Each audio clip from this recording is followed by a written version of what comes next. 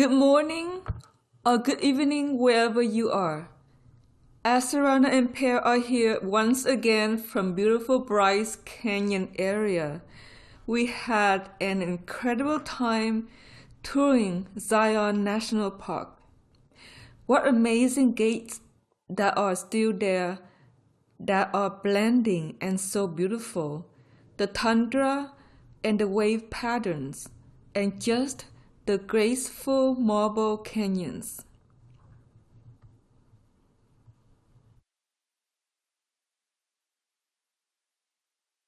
It's just beautiful. We wish you could all be here. There's a lot of healing there for the body, mind, and spirit. Asurana and I did have a wonderful event, and we did accomplish some very nice things together, including healing our ethereal bodies and healing the physical body to another level that will be stronger in light and motion.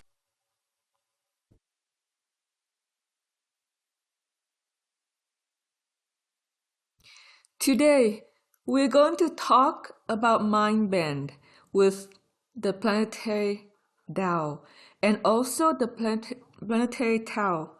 He's joining us to talk about mind bend because mind bend is more of a Tao issue than a Tao issue.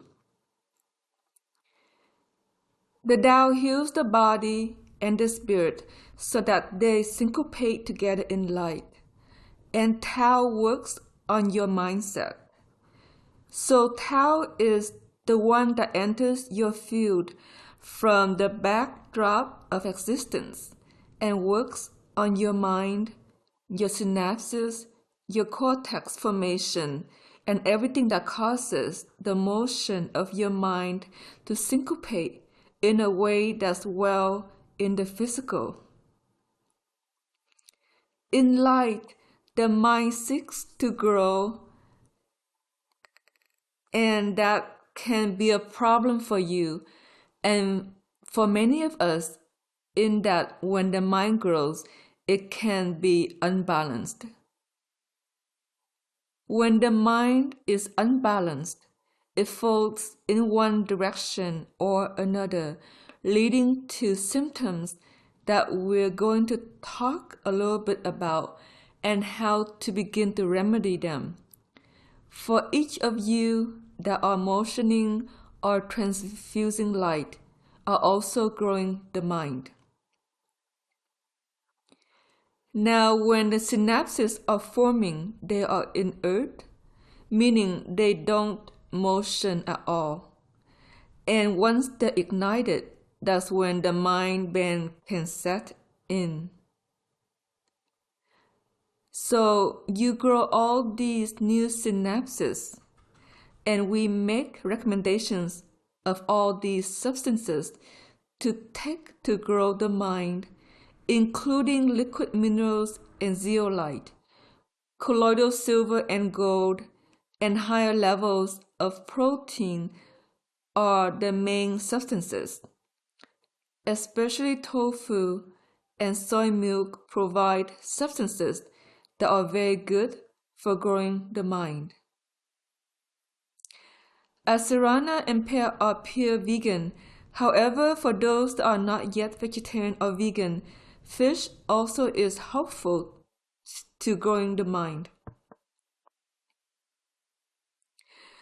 As the mind grows, it finally sprouts these new synapses.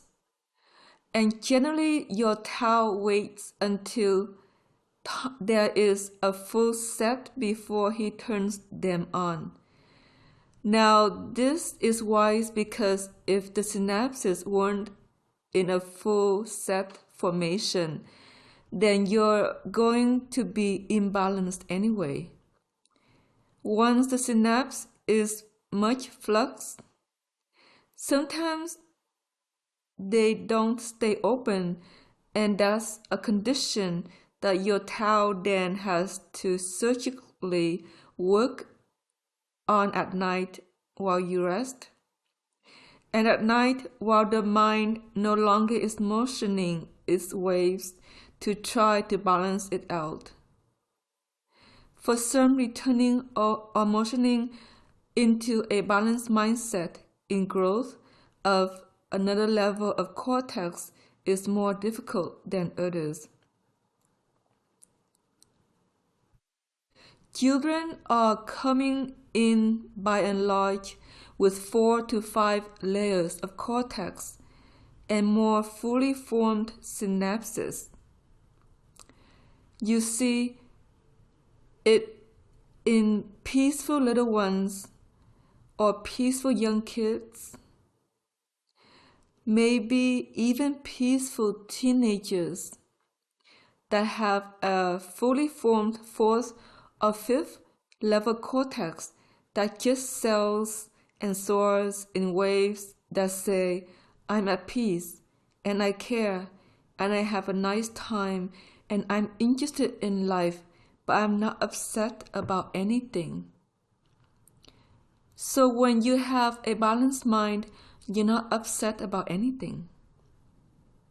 For most of us who are a little bit older that are trying to mindset develop, that is perhaps not as easy of a state to achieve as perhaps a teenager with all of its growth hormone in its youth behind him or herself. And yet light triggers the genetics to show up, and you don't have that much choice about it in a way. It's happening worldwide that the mind is attempting to grow, and there's many variable problems or issues about the mind in this current derivative of genetics that is troublesome to the existences of the planet. And that's a whole another story we're not really going to get into today, except to say that in the malformation of the cortex, there can be deep disturbances that plague your relationships. Because if the mind goes into tremendous unconscious hate or grief or fear, and it ricochets at others, it can put others in grief or hate or fear.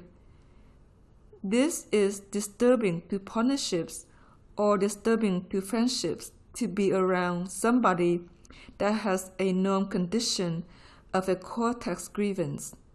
They call it a cortex grievance. Most likely, the ones that mind bend you the most have a cortex grievance problem. And if so, you're not going to feel well in their presence. In most cases, you're going to feel either uncared for or in fear or aggravated in some fashion or in an emotion that is less than positive in your dance with this particular individual. There's so many that are befalling set conditions of cortex disturbances that you may be choosing who you spend a lot of time with if you have a choice to. Some of you may be working with people with cortex disturbances ahead, and you have to learn to overcome them by creating a much more stable cortex problems than would have been otherwise. In another society where the minds matched and more or less everything supported wellness rather than unwellness. So here we want to get into all the things we know about our society that support unwellness. One is junk food. You know, people eating too much sugar and salt is going to create mind waves that surge and then want to ban others. The people on their sugar highs are going to be gifted at mind bending others into disturbances that they're not acknowledging until they overconsume salt. And then suddenly they're in their own fear or their own trepidation or their own uneasiness about reality. Then they go back to eat too much sugar, and their mind searches again, and they feel a little better. The problem is sugar and salt don't allow the health of the body to be retained in light, because you need many food substances to contain the body and health over time, and to feed the cells in their growing light wave DNA.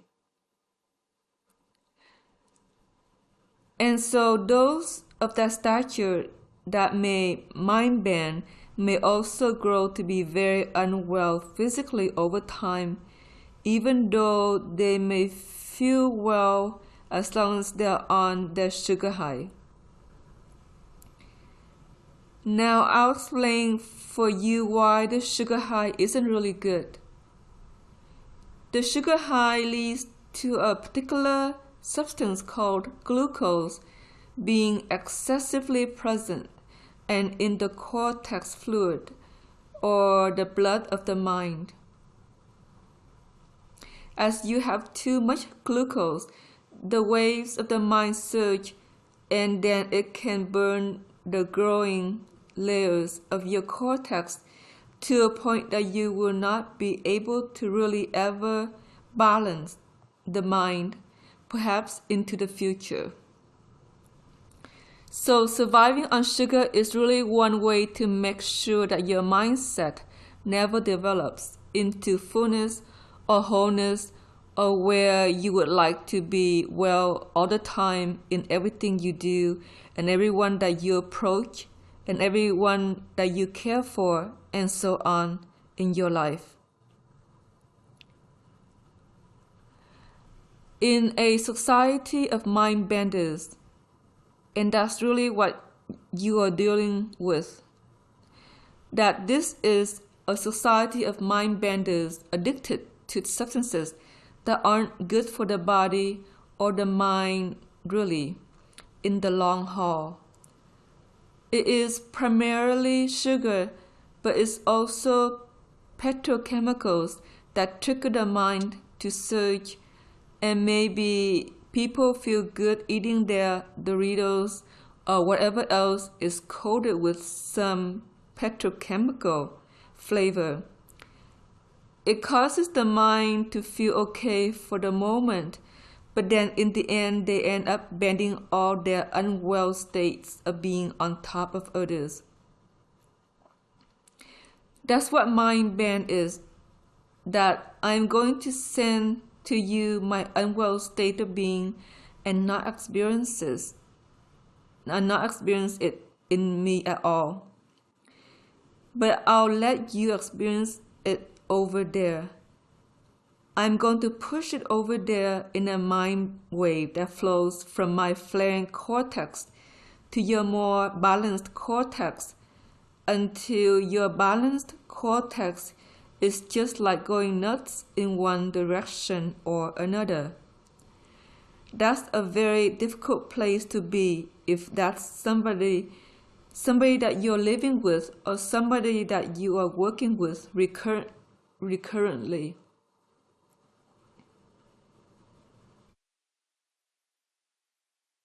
How do you retain non-mind bend in those circumstances of people addicted to sugar? We'll get into the media a little bit of what that does to the minds of the masses too. Therefore, mind bend is a function of poor diet, and in a way the desire to be well all the time and have enough energy or stamina to live their lives. It's really dysfunctional in the sense that the cortex will never mature on a poor diet into its full set of synapses. So although light is triggering the mind to grow in many people, they're going to end up with other disturbances, yet in the body for not growing a complete set of synapses and a complete fourth or fifth level of layer of cortex on both sides of the mind or both sides of the cortex. And so that will happen. And so what will happen is an imbalance in the body. And so if you don't eat the right foods to grow the mind, then the imbalance surges down the spine, and sooner or later you end up with either a lung condition, a heart condition, a condition in the liver, kidneys, spleen, or pancreas, because the mind and its flaring are going to surge one of those major organ groups to a point that it cooks itself and then gets sick. And so those in the wrong diet for mindset development, even the youth, are going to have physical disturbances that are quite extreme maybe within a short time, because light tends to force the issues of disease to an extreme as it surges on more greatly on the planet. So for those of you knowing that your mindset is growing, then you really do need to give consideration to the need to provide the right foods for you. And as of the last 8 to 9 months, and in Pear and Asarana's recovery, feeding the mind has become the more important focus than perhaps the organs of the body, because it's understood that if the mind is imbalanced, then the organs are going to be disturbed and get unwell faster than if you balance the mind. So they're being taught to look at, well, what do I need to eat for balanced mindset? Here you get into some issues that Babaji brought forward, but we're going to explain it from an extrapolative level of what does the mind need to synapse properly and motion properly, so that it ceases to either flare or snuff out, then leading to a disturbance that you call anxiety or depression, or an over need to anticipate yourself or your future, or worry is another term for that, and also a need to be asleep in order to be okay in your life.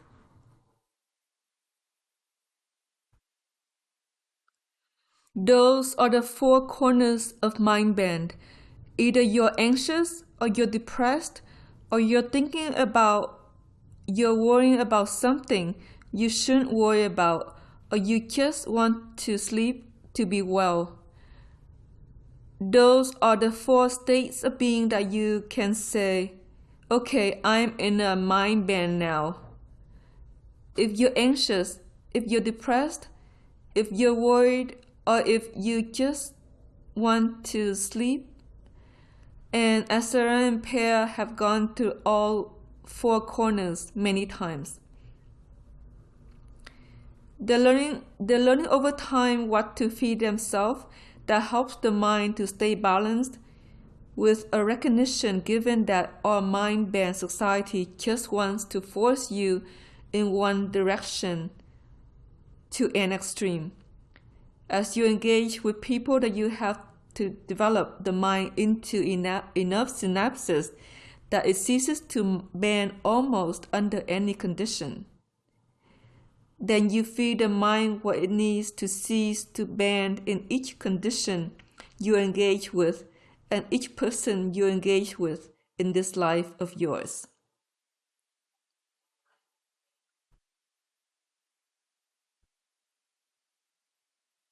of the larger extrapolative needs is protein, but protein that is needed has to be usable to the mind, and the body needs to be able to digest it too. So you need to have enough enzymes in your system in order to digest the protein you're giving it to the abdomen so that it can reach the mind. Some proteins digest easier than others in certain combinations than you might understand otherwise. I mean, some of you like to probably create a fruit smoothie and add a scoop of protein powder to it. And if that protein powder is very good for the mind, then it will be good for you to do it that way. Some proteins are good for the mind and others aren't, and it has to do with amino acid blends that sometimes when they come from grains may or may not feed the mind as well as tofu. If tofu or soy products feed the mind more than protein powder, then we suggest that perhaps you simply use soy milk as the base of your smoothie, and then you give the mind a boost, and the body has enough enzymes in the fruit that you're putting in your smoothie to digest all the protein in the soy and feed the mind. Maybe that's a better morning food for you than, say, using a scoop of protein powder. Pear uses soy milk and fresh strawberries to make strawberry smoothie for Asarana and himself as their morning breakfast, and then their mind balances out and they can get on with their day.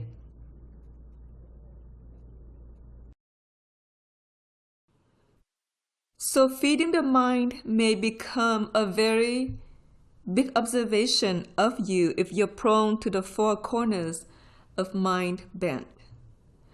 If you get tired easily and just want to sleep, that's a sign that there is not enough sugars available to the mind, okay? So sleepiness and tiredness is that perhaps you're not giving yourself enough fruit sugars.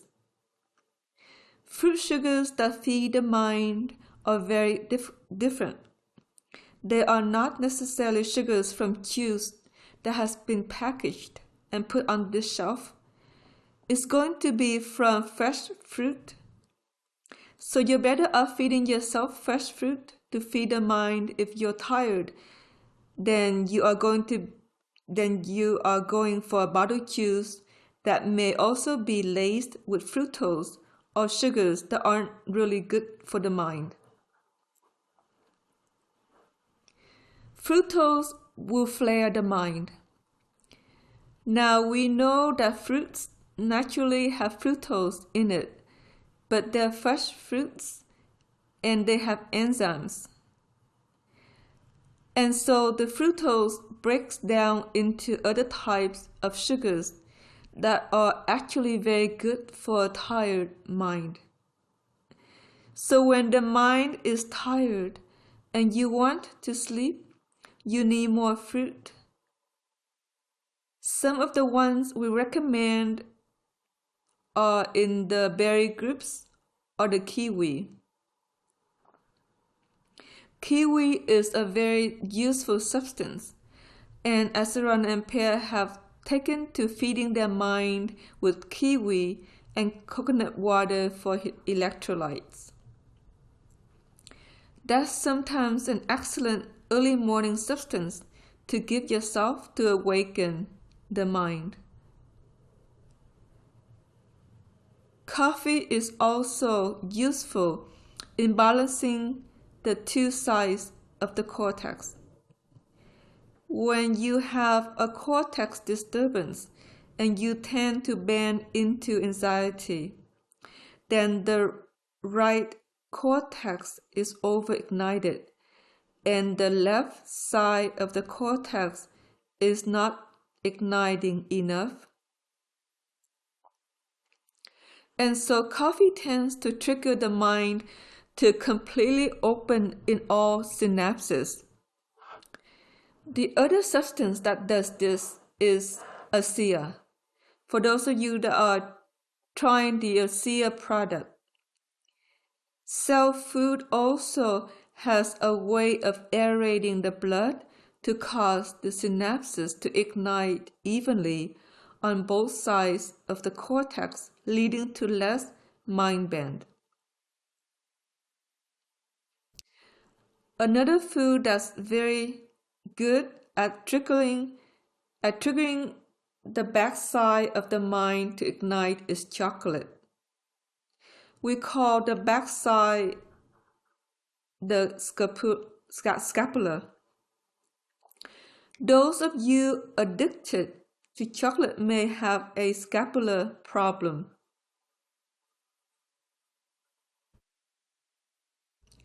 Now, the scapula has to do with the unconscious understanding of your life. And most of you go to sleep to understand your life in the unconscious context of your reality. Chocolate will have a tendency to bring the unconscious to consciousness so you can understand the self of you or your self-realization more readily. So if you feel confused about your path in the moment, try chocolate. Asarana had this amazing recipe of coconut cream. A heavy coconut cream that you buy in a little box and melt it down and add 2 huge tablespoons of cocoa powder. Throw in goji berries and coconut flakes and a drop of stevia. Heat it up, melt it, blend it up, put it in a container and refrigerate it and nibble on it. It was a major anti-mind bend substance for her for a long time in her early transfusion. So we recommend the chocolate if you want to bring your unconscious words to consciousness to better understand yourself or what you need to forgive about others or in the dance of life, or what you need to find compassion for, or what assemblage point in you need to change to be better in your world of you.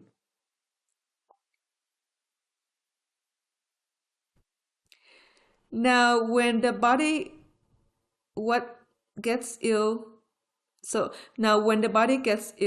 mind will sink into depression. So if the body is overly toxic, the cortex ceases to motion as much. Therefore, if you tend towards a lot of depression or a sense of grief a lot, then your body is overly toxic.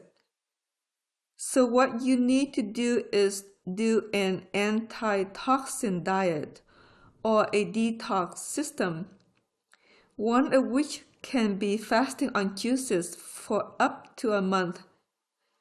Another could be fasting on pure water for a week or more to let the blood purify enough that the mind ceases to snuff itself out. An overly toxic body is going to create extreme depression or even suicidal feelings. Now that is clearly also a mind bend condition. If you were with people that like to flare their cortex and aren't well generally in their bodies because they're not feeding the body well, they're not exercising it, they're not doing the right things for themselves. If they flare their cortex a lot due to eating sugar or junk food, then they can force your cortex literally to snuff itself out, leading to depression and suicidal feelings, even though you purify and fasted and done all the right dietary things that you needed to for your light wave development. Being around somebody like that recurrently can be very obsessive, where it leaves you within yourself. The best thing to do is obviously try to disassociate with that type of individual. But if it's somebody you work with or as family that you see recurrently, then maybe that's very difficult. So the other alternate thing you can begin to look at as well is, what do I need to do to keep the mind well and move yourself out of the depression or the suicidal mind bend of another. And we talked about blessing here in our prose. Bless the one who is ill and recognize that you may not be so ill because you're actually well, unless you encounter this person that mind bends you all the way to the left into feeling like you don't want to live, or you don't care about life anymore, or you feel depressed, or you can't see the beauty and the sunshine in the morning, or all these things that happen when huge mind bend of depression unfold. Now there are foods that do heal mind bend of depression, and the herbs of rosemary and basil are very useful for that. Also, sometimes depression can lift if you add more starches to the diet, because the starches stabilize the mind from flopping over on one side or the other. Now, what happens in depression is that the left side of the cortex is understimulated and the right side is overstimulated, so the flow of the mind literally goes to the left or falls off your head.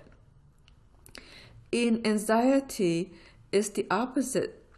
The left side of the cortex is overly stimulated and the right side understimulated, and the mind literally bends off the side of the right side of your head. In any case, a well mind is straight up and holds itself in the middle and rotates itself in the middle and stays consistently in a formation of wave above the head in the center of what you would call your apex of self. Your apex of self forms as a V up here, and in theory, the mind wave should stay within that V. And if it doesn't stay within that V, it falls out of the self of you. And so a mind bend means that you're not in yourself, you're in someone else. That's going to sound very strange to some of you to think about. But what the mind bender does is he throws your mind up in one direction or another, and now you're experiencing the self of them rather than the self of you, okay? So the mind bender may be actually very depressed, but they go about eating their sugars or their junk food or whatever they do to try to offset their own depression, and then they send a flare over to your cortex, snuffing out the right side of the brain. Then all of a sudden, you go into a state of depression and you're feeling the self of them that is ill due to their own dietary and life habits that really don't work for them. And then you experience it as if it were you. That is what mind bend does. You end up experiencing the reality of another rather than the reality of you. The same thing can occur if you're around somebody who mind bends you into anxiety. They send out a flare, they snuff out the right side of the cortex, and then the energy bends to the right, and all of a sudden you're experiencing the self of them that is anxious about everything and uses maybe a heavy salt diet to keep themselves feeling well throughout the day. So they're eating the Doritos and their potato chips and then mind bend you into their own anxiety, which they're not feeling at all because they're eating the wrong foods and mind bend you into their own condition. That's a very sick thing to have experienced recurrently in any kind of condition of either a live-in person or a roommate or spouse or someone you have to work with day in and day out. So what you can do to shore yourself up? So what can you do to shore yourself up? One is you can learn not to share realities as much. One of the things in our societies, we kind of share a common reality is you go to work and you're all in a common reality. Therefore, one thing you might choose to do to unmind bend you is pull yourself all the way into the reality of you and create a work reality that works for you and not participate in a shared reality where they can bow at you in a way that causes you to be either anxious or depressed. Blessing also works, and that's what this prose is speaking to. When you bless, your mind straightens out. When you care, the energy starts to flow up from the chest and up and clear the mind. So choosing to bless the person that perhaps upsets you is one way of clearing the mind, and it is a reaction of heart space to unmind bend. The mind-heart system was meant to work together. And if you're subject to extreme mind bend, then most likely your heart system isn't working very well. Perhaps there's something in your life that is causing you to feel like you shouldn't love or you shouldn't care. Perhaps you don't feel loved enough within due to some circumstance that has befallen you. Whatever it is, it may be worthwhile focusing upon and realizing beyond why you've ceased to care or feel cared for within, okay? Because non-mind bend is also a heart action, and that's what we want to speak to a little bit today.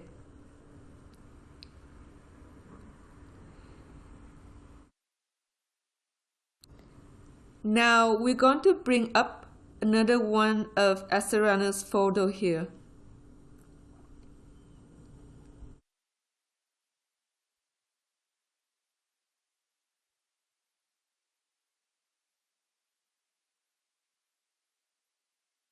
This is from a mountaintop region in beautiful Innsbruck. This mountain range spoke to non-mind band, like straighten yourself out and climb the mountain of yourself and move your energy of your mind up and up and up until everything that worries you or creates despondency in you just simply clears. There are natural world habitats that are natural mind band, not places to go visit. And it may be very important to find those places that perhaps aren't far away that you can take them a mini holiday to enjoy the space of, to unmind bend yourself of all that worries you or your anxieties or the things in your world that you're not sure about or you feel unclear about in this time of mindset development.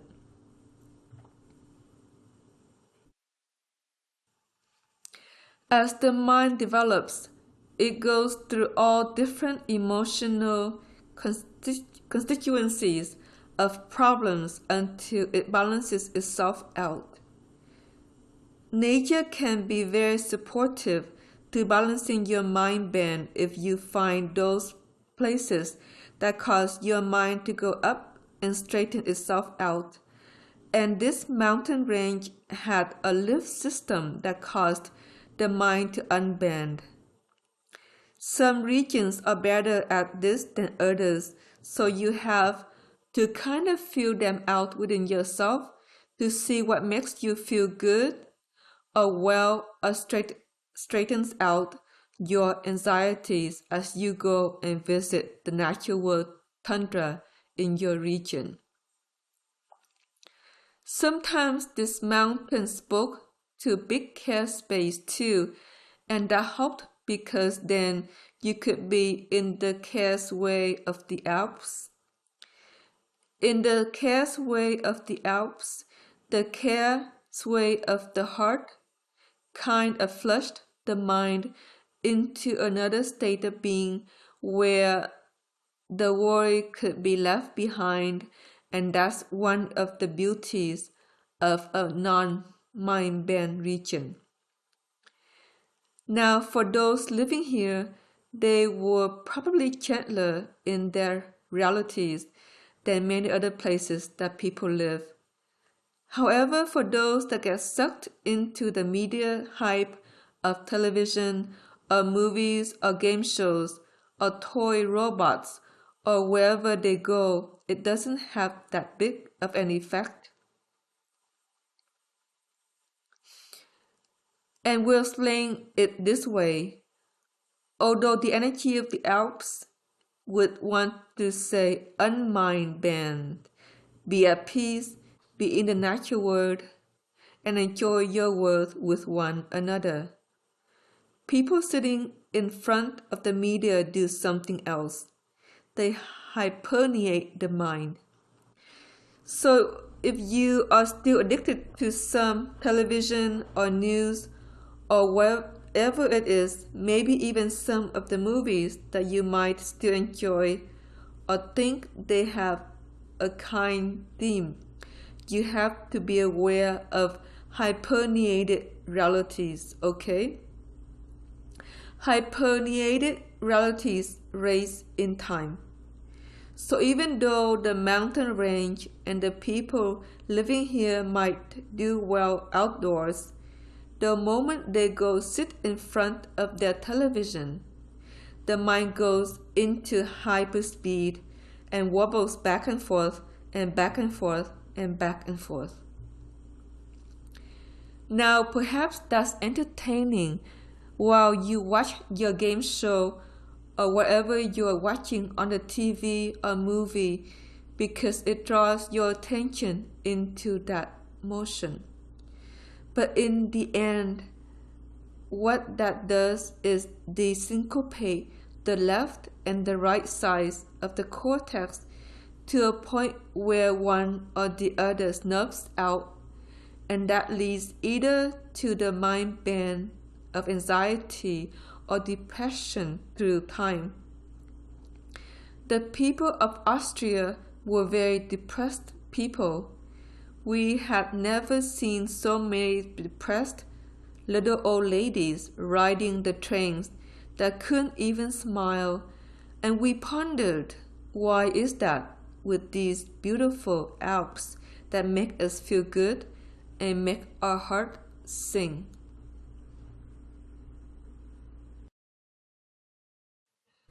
What is it about this we're not grasping about their reality? Is an oppression that can hit people to a point where they can't sing or be well in their own society, which says, oh no, you can't really be that happy. And if you're really that happy, then you're sick, or you're on drugs, or you're not stable, or something like that. Austria was one society, and Germany too, that has this attitude. Switzerland some too, especially the German side of Switzerland, has this attitude that it is unwell to be happy. That's something really to learn to get out of if you are of that culture, because that's not true. So it's something for you to realize beyond. Now, other cultures are happier generally as long as you feel well about your life, and that can be true in Italy or France or Greece. In America, we have this attitude to be happy all the time. And if you're not, you're sick. So it's the opposite of Germany, that you're really unwell if you're depressed or suicidal, and you're only really okay if you are well. In any society, you're going to have a mixture of anything. And the truth is, if you feel that it's wrong to be unwell, and this is also an Australian attitude. And if you're depressed or you're tired all the time, then you're unwell. If you're happy, then that's normal. The truth is, in mindset development, you probably can't upset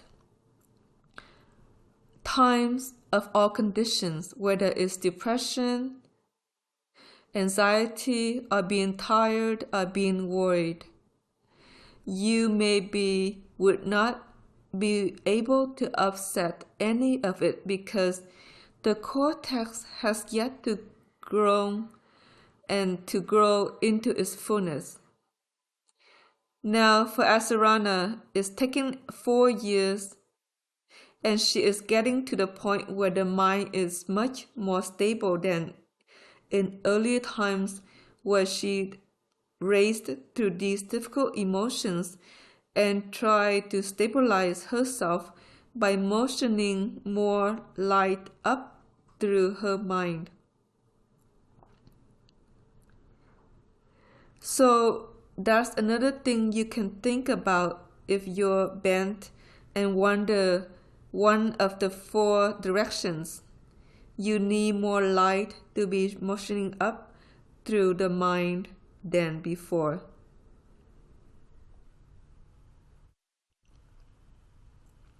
So how can you accomplish that?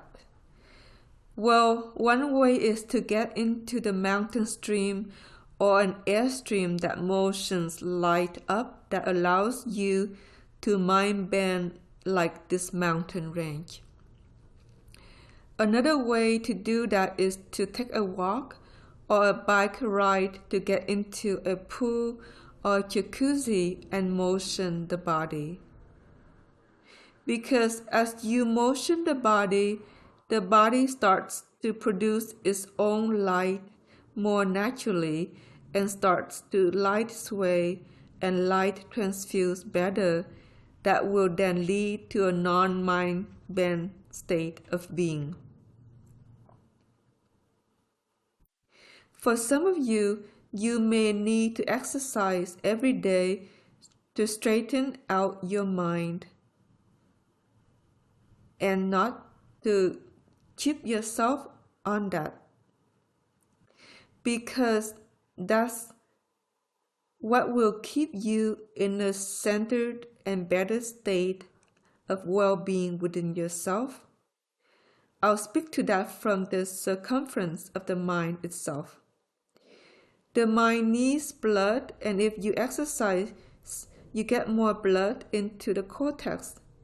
It needs air, and as you exercise, you breathe more because most of you are accustomed to shallow breathing.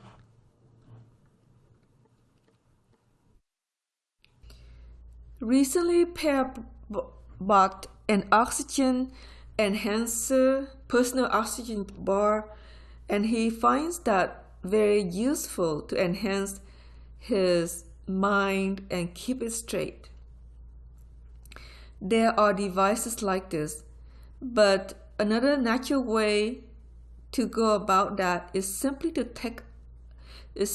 go take a walk or swim and get some more exercise, or dance around the house and inhale more, and then you get more air to the mind. So we're going to talk about the mind and gases here in a moment too, because that's important to mind-band systems.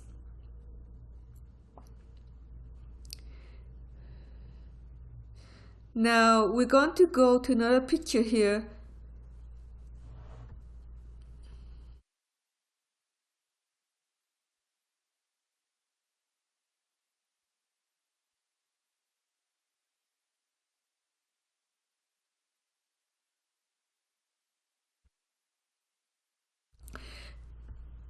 And this is one that I very much enjoy.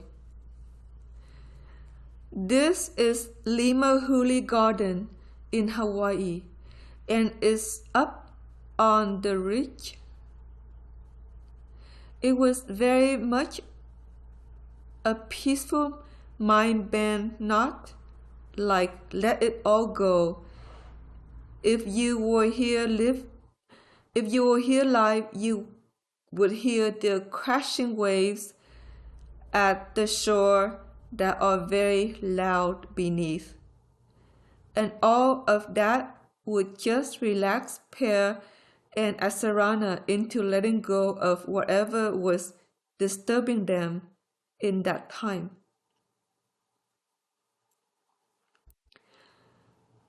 In the light motions of Hawaii, the waves of the land often mind-bend Asarana into worry, and not so much depression, but worry about their dream time, Ascension School or DAS, or worry about Per or herself, and worry about their next journey wherever they were going. And she would unmind band frequently by coming here perhaps every few weeks for a long walk. In mind band into worry, it is a frontal lobe disturbance also. Your frontal lobe has synapses, and if they don't ignite properly, it can create a surge on the back of the scapula, on the back of the head, that then over-ignites the frontal lobe without motioning the synapses in the back of the head. That's what causes worry. So the scapula snuffs itself out, and the frontal lobe over-ignites, and now you've got a state of worry where you're concerned about everything.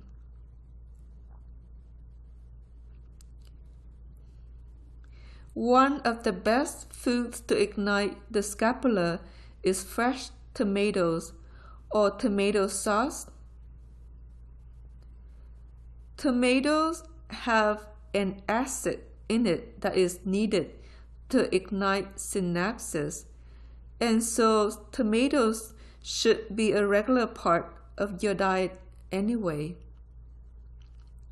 But if you do a large dose of tomato juice or a large dose of tomato sauce, it will trigger the scapula to ignite to balance out the frontal lobe, and then you come more to peace or let go of your worry.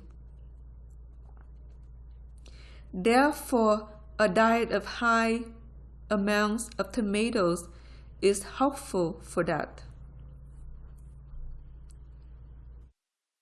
The other thing that is good, and this is what Asura did a lot of on the islands, is pineapple, because pineapple also has an acid in it that will ignite the scapula and let go of the worry.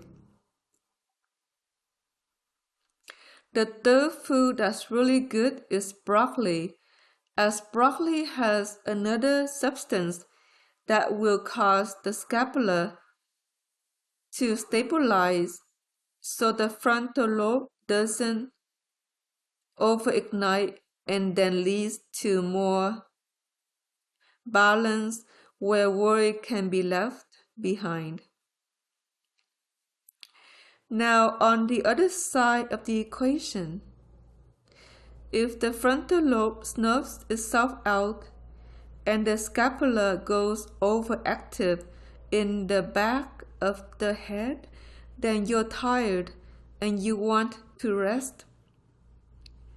So the frontal lobe needs to be ignited, and we talked about chocolate being helpful for that.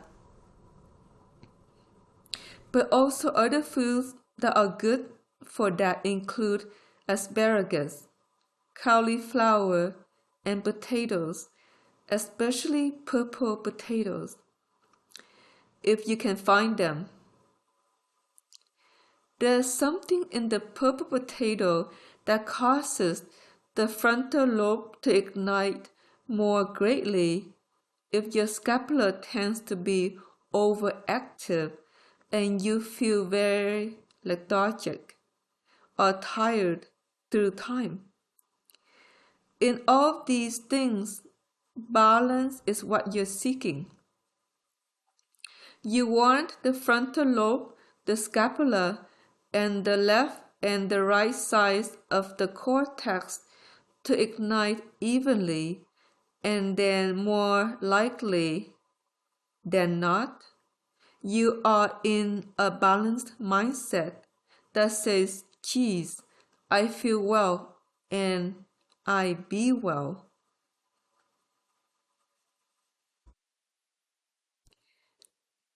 Now, there are places that will put you into that sense of wellness, and not only in nature, but some spa systems where you might go for a massage or a mud bath or something, or a soak in a mineral spring may have a natural wave in it that triggers your mind to balance. And so those are good places to take yourself on the odd occasion that you may be feeling really mind bent. I need a spa day. Then my mind straightens out and I can begin to allow my mind to heal of what triggers it to bend in one of the four directions.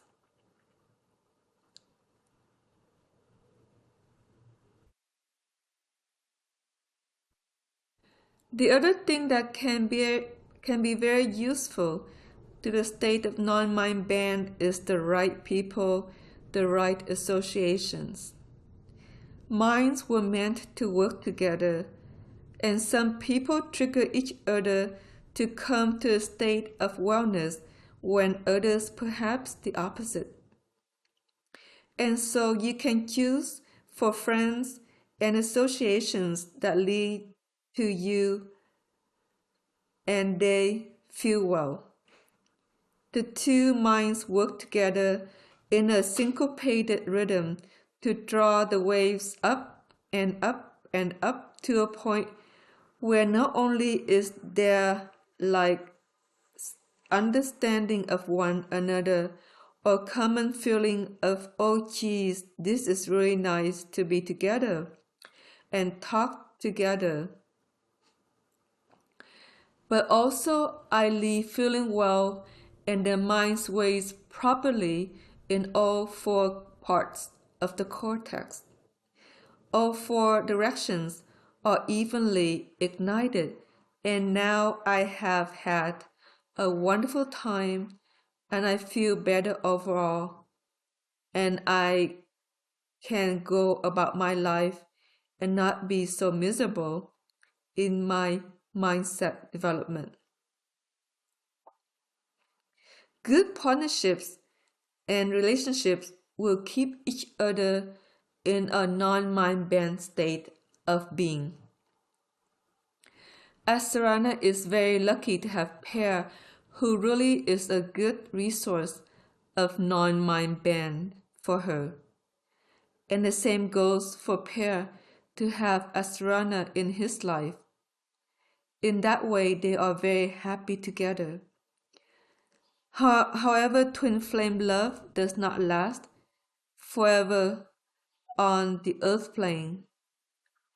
And so each has learned to rely on herself or himself to be balanced within and in a non-mind bent state of being. We have one associate who, when her husband passed and left her life, it's been quite a traumatic experience because she relied on him maybe too much for her balanced mindset rather than developing the cortex more fully to hold its own stability. So it's been a journey of developing the cortex and feeding the body all the right foods until the synapses ignite more evenly, and then feeding her body the right diet to allow for a more beautiful state of being to emerge day to day.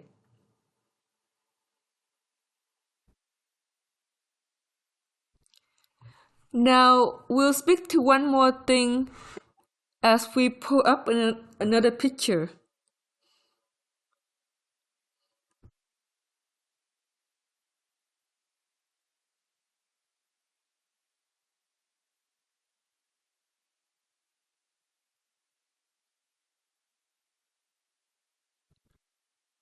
This is another island scene that's very, very beautiful and is an overlook where all the taro is produced by the local Hawaiians for their own consumption of poi. It had a beautiful mind bend not repose of just be like a Hawaiian and be at peace with the land and the sway of who you are becoming in this world, in this journey of yours. Asarana would often stop at this overlook because it wasn't far from where she was living and just sighed at how beautiful it was to be in Hawaii. There are places like this that are in canyons everywhere. Any national park will have at least one or two canyons where you will experience a mind bend not state of peace. But the goal is to internalize that within yourself. Once you find that, then in your meditative states, and even if you're just at home or anywhere else, you can close your eyes and imagine yourself there and not in your home or office or wherever else stresses you out. Because for spirit, there really isn't time or space or form. That your field can be anywhere you would like to place it, and not necessarily where you think you reside. Some of you may be residing in places of harsh light or working in places of harsh light. In your mind, you can transit with your field to a place that's beautiful. It makes you feel well and sit there even though you are at your home or you're in your office or wherever else you may be. You may find that you learn to feel better within yourself by internalizing the beautiful mind bend not canyon into the infrastructure of your transfusion and light wave systems. And so we will speak to that a little bit because we have this belief that the body has to be related to the energy systems of everything that's around you.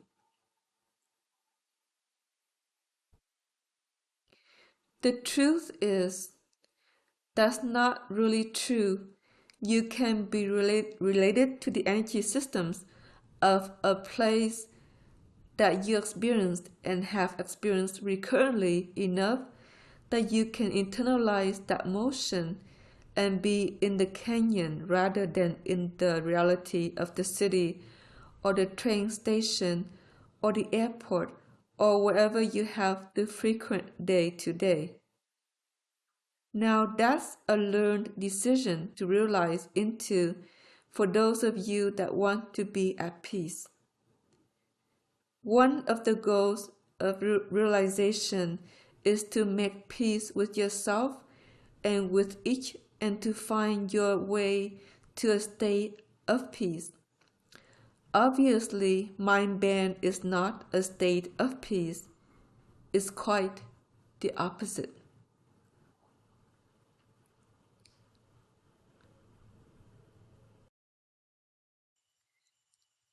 When you're not in a state of peace, it agitates spirit, it agitates you, it agitates everything around you, and it isn't the best place to be within you for your day-to-day living.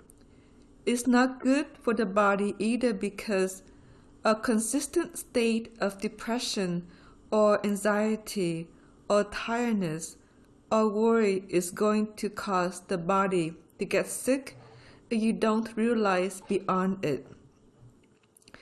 Of course, in part, you're growing in mind, so there is a physiological need to sprout a full fourth or fifth layer and all the synapses involved.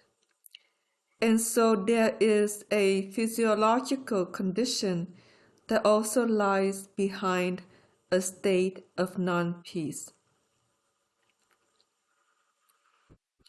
When all the synapses come together, then there's one other condition that we'll speak to, and that's called the hypothalamus. The hypothalamus is like the pain-pleasure center of the body, and if the hypothalamus is underdeveloped, you can always be in pain. When it fully develops, then it finds its way to more of a state of peace. So the development of the hypothalamus also needs to come into its full bloom in addition to the four sides of the cortex, the frontal lobe, the scapula, and then the right and the left hemisphere. The hypothalamus is kind of in the middle of the right and left and front and back sides of the mind. You can think of it as your center point of the mind, and what feeds the hypothalamus will trigger it to go into ecstatic reunion. Therefore, ecstatic reunion is a biochemical state of being that can be triggered by certain substances to go into ecstatic reunion. Now, some of you may have experimented with drugs over time, and we're not going to speak to them as right or wrong except if they damage the mind. There are things that trigger the hypothalamus, and one of which is ice, or also known as meth, should not be used please, because it damages the hypothalamus over time, and it may wither and then lead to extreme suicidal feelings and depression over time.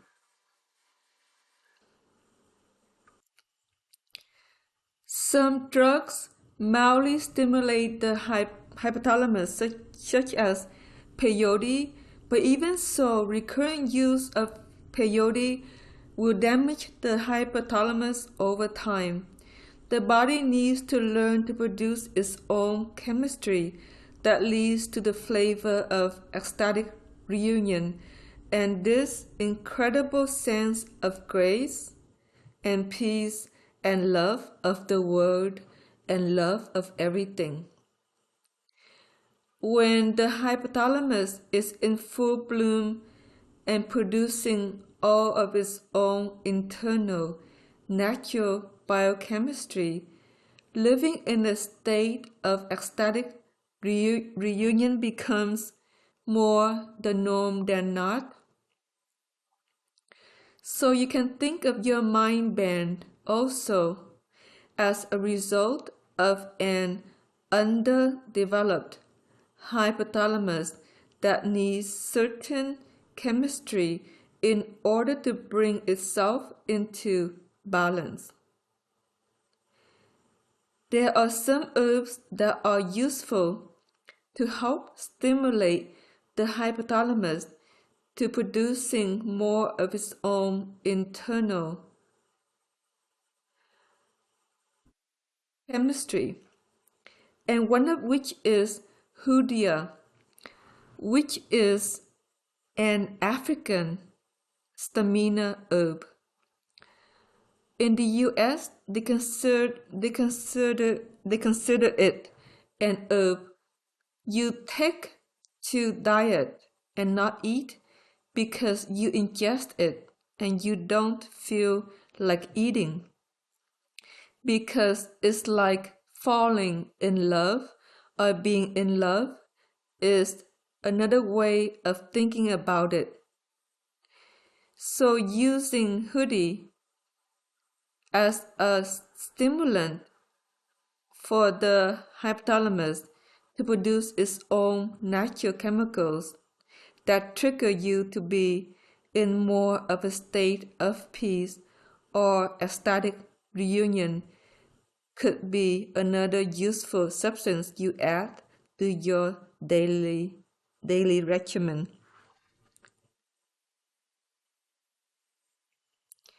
There are other drugs that have been used by shamans throughout the world. Ayahuasca is another one of them. I'm not recommending that you experiment with these because they can be such a large dosage of something that may put you in reunion but then go on to damage the liver or the spleen. That's a real problem for people that perhaps get into that kind of shamanic drug used too heavily, as they actually end up killing the body in the long haul. It's very difficult to understand the needs of the mind and the needs of the body in a juxtaposition of all the herbs or supplements or the things that you may put yourself on. Generally, if you ingest small dosages of herbs each day, or B complex, or vitamin C, or some of these things we've recommended, you're not going to injure anything in the mind, and it will help to heal the body. And that's the direction we point. But getting your hypothalamus to produce all of its natural chemicals will lead to a natural high, and that we are aware of sometimes at events. A natural high is also a gaseous condition that comes up or bubbles up from a pure body, leading to the hypothalamus being imbalanced in producing its own natural chemistry. There are some gases that are very noxious to the hypothalamus. You can look at your own digestion here from another way to point what causes mind disturbances.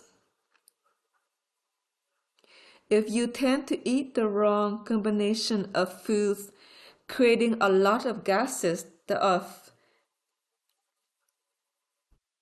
fraudulent oriented and they smell, those gases still come up and permeate the mind, and is a fermentation of the gut that may be one of the biggest mind bends that you could imagine yourself going into over time, and especially as light is spawned.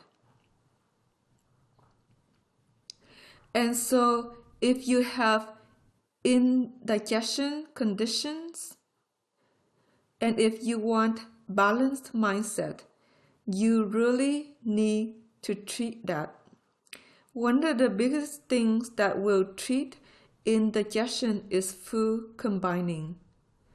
As Sarana has learned now after years of maybe having more indigestions than she really needed, not to mix protein and carbohydrates in any meal. If you're eating protein, you can have it with vegetables, or better yet, all by itself. And then wait, if you're going to have carbs, at least 6 hours or perhaps into the next day. And if you're going to have a carb day, have carbs and vegetables that day, and then do your protein and vegetables the next day, and that seems to keep her intestines smooth and non-gaseous. As a result, she is not producing these noxious gases that turn around and mind bend her into worry. So one of the symptoms of indigestion and a lot of fermentation is worry.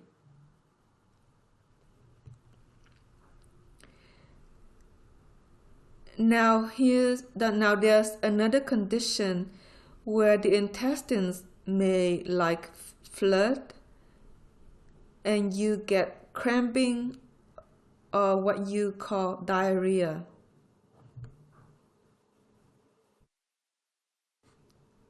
That can lead to tiredness, that it literally triggers the scapula to surge into its motion, telling you to rest. Why would that be a need of the body? Well, the body is saying if the intestines are overactive, then something's wrong in the overall pitch of your motions. And the best way to trigger balance in your motions is to rest for 4 to 6 hours, perhaps even into a deep sleep where everything can be reset. And so we're explaining mindset reset, okay? When you finally go to sleep, all the synapses on all 4 parts of your cortex shut down and you go into an inner layer of cortex synapse, the emotions in your dream time. What you dream while you're not awake. In dreaming while you're not awake, what you do is you seek to find out what it is you need to forgive or understand or release, to cease to worry or cease to participate in the dance of depression or anxiety in your life. Therefore, as you rest, the synapses all reset. They flourish, they re-nourish themselves with all the biochemistry that they need, and then you wake up less of a mind bend and ready to live your day.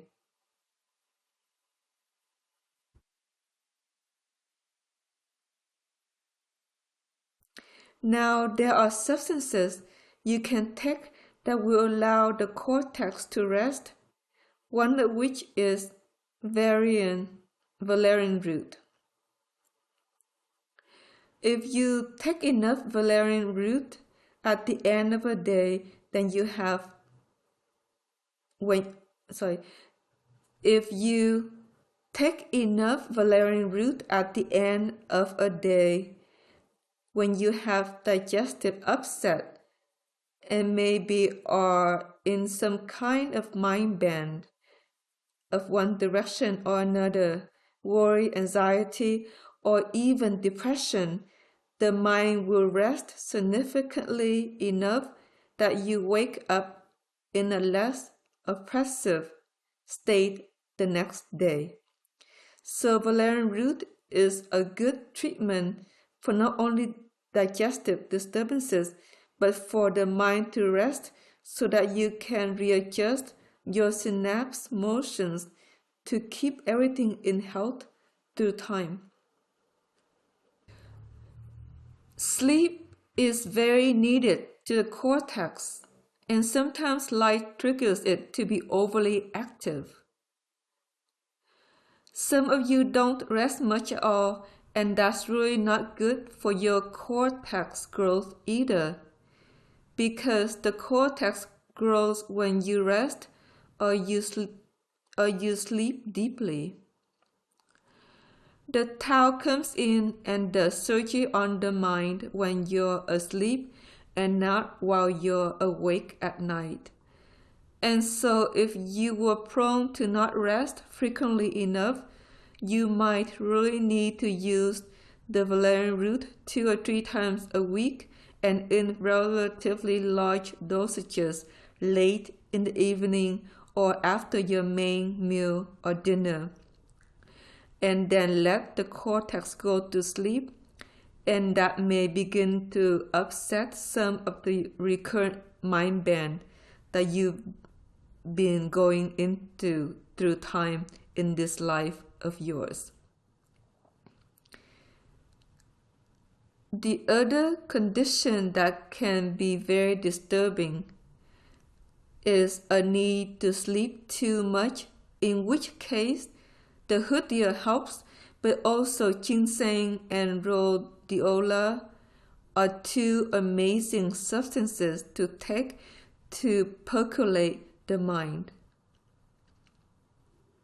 You can go between taking your ginseng, hoodia, and rhodiola in the morning, and then doing your valerian root and maybe passion flower in the evening to get it to rest, and they don't really conflict with one another. Oddly enough, herbs tend to synergize between the sets that you're taking, and the body seems to know what to do with them. You're trying to rest at night and not during the day unless you're working a night shift, and that when you go to take your valerian root and passion flower, it says, oh, we're going to apply this to letting the mind rest. Now, one of the things that causes the mind not to rest is an overly active spine. So the spine motions is energy up and up and up, and it triggers the mind to flux. Therefore, when you can't sleep at night, the spine is motioning too heavily, and the valerian root suits the spine so that it rests and it goes to peace, and then you go to sleep a little bit and reset your cortex for more balance. The other herb that's very good for resting the spine is kava, and that is a Hawaiian favorite. They even have kava bars on Kauai and perhaps on the other islands too, where the Hawaiians come and have a kava drink at the end of the day rather than alcohol. Kava and the Hawaiian code structure actually worked very well for some. Kava could be very toxic. So you need to muscle test for yourself what's best for you. Valerian root tends to be less toxic in most biologies and might be the preferred choice to rest the spine and rest the mind so that you can wake up the next day in balance, having received your Tao surgery for balanced mindset.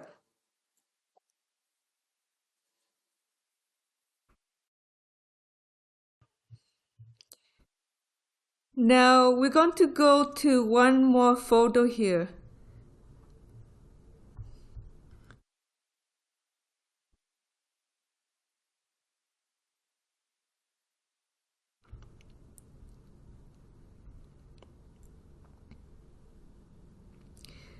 When we were in Hawaii, often I would go to the beautiful shoreline where there was this amazing perch of a lighthouse, and all the birds would nest along the hills, and the waves would crash, and the wind would blow, and it would blow your mindset free.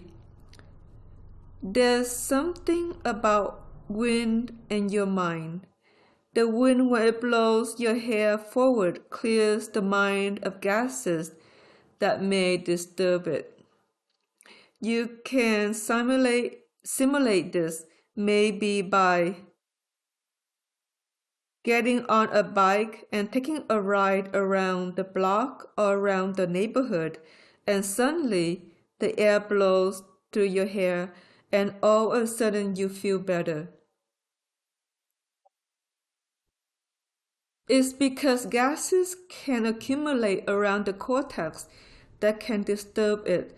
And of course, many of us sit in work environments where you never really get outside until the end of the day.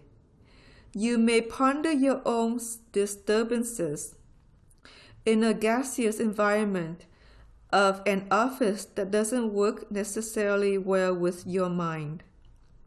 Now, one of the things you could do to help your mind at work is to have a few houseplants around your computer or at your desk because houseplants produce oxygen and several other gases that are actually very useful to unbend the mind. If you tend to live in a house without houseplants and your mind bent, please rethink of yourself about how you want to decorate. I would recommend 2 rather large plants in each room to keep you in a better gaseous state in your mind. The other thing that's helpful is an air purifier or an ionizer. Air purifiers and ionizers can be purchased for a very small amount of money, and the ions will keep the gases around your cortex more pure, so you're less subject to mind bent. That's something you can have running at your desk in the office because they're quiet and silent, and nobody might even know what it is that you're running. The other thing that is useful is an open window if you have an opportunity to have real air coming into the office. But often the way offices are constructed are very barbaric on both the mind and the body, in the opinion of the Tao and Tao of Earth. And so you can rethink that for yourself. The other thing that is nice is a small fountain of running water. The running water will bring about a certain level of ions also. If you don't have an ionizer that will purify your mind in your work condition or in your home. Another thing that's very nice is the salt lamps that are very popular from the Himalayas, which produce a natural ion that clears the mind when they're lit with the right frequency of electricity in a little bowl. So all these can help you retain more of a mind bend, not at home or at work if you just choose to go and apply what's needed to keep you feeling well. Plants also bring the dream of the outdoors indoors, so the plant can hold that dream of the canyon of peace that you've come to know in your travels, perhaps in your office or in your home, so that you just feel well wherever you are. Mind bend is a percolation also of disturbance of what you focus on. So that's our next thing to speak about, is that what you focus on can bend the mind. Many like to focus upon ill things sometimes, and it's hard not to. Here's your mother-in-law, and she's coming for a visit, and suddenly all you can think about her in dread of needing to see her again, and not really wanting her to be a part of your life, but feeling obligated because of the grandkids that she needs to see, and so on, and so on, and so on. She just keeps coming into your mind and coming into your mind, and with maybe some nasty comments that she said to you in the past, and you just can't shut it out of you so that you can just be at peace. So what is it about particular percolation with different people that trigger your mind bend into a loop of weirdness or worry or concern or disturbance based on what they say or who they are or what it is that they do to us that make us feel uncomfortable about ourselves in our life. Some people are naturally gifted at verbal mind bend, where they just tell you the very thing you don't need to hear, or to wobble you to a point of worry or anxiety or upset or disturbance of some sort. One associate had a mother like this. If you ever wanted to tell a daughter the wrong thing, she did it all the time. And so this associate was mind bent into disturbance most of her teenage years until she moved on to college, where she roommated with a twin flame female friend, and they swayed and they played and they were happy. However, the moment she got home, Mom was there again with all their gripes, and so she decided never to live at home again at that point because it was too disturbing to be near her mother's verbal mind bend.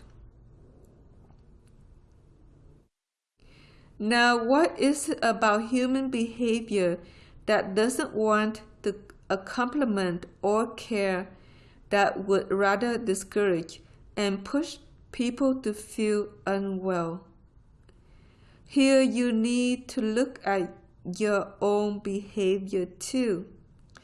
Some of us feel more empowered when we can tell somebody off or tell them that they're not beautiful or wonderful or disturbing to you or whatever that is. And if so, then understand you're a verbal mind bender. If you do that enough, it's going to discourage people to be maybe friends with you because you disturb them too much.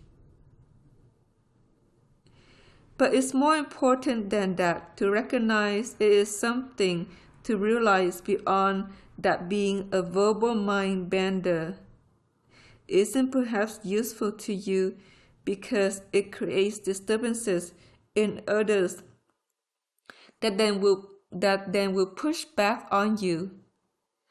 In the end, you end up in the anxiety that you caused in others or emotional response of grief or whatever it is that you caused in others, and that's cause and effect.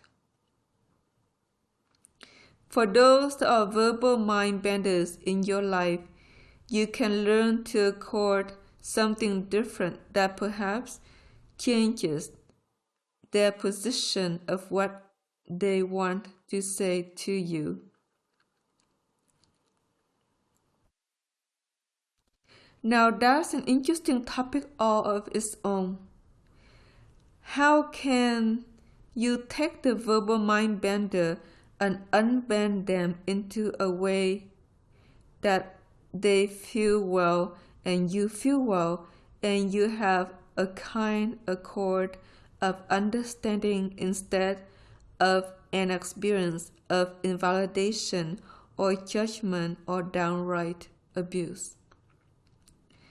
Because some verbal mind benders, if they don't feel powerful enough, will verbally abuse or create an argument out of nothing.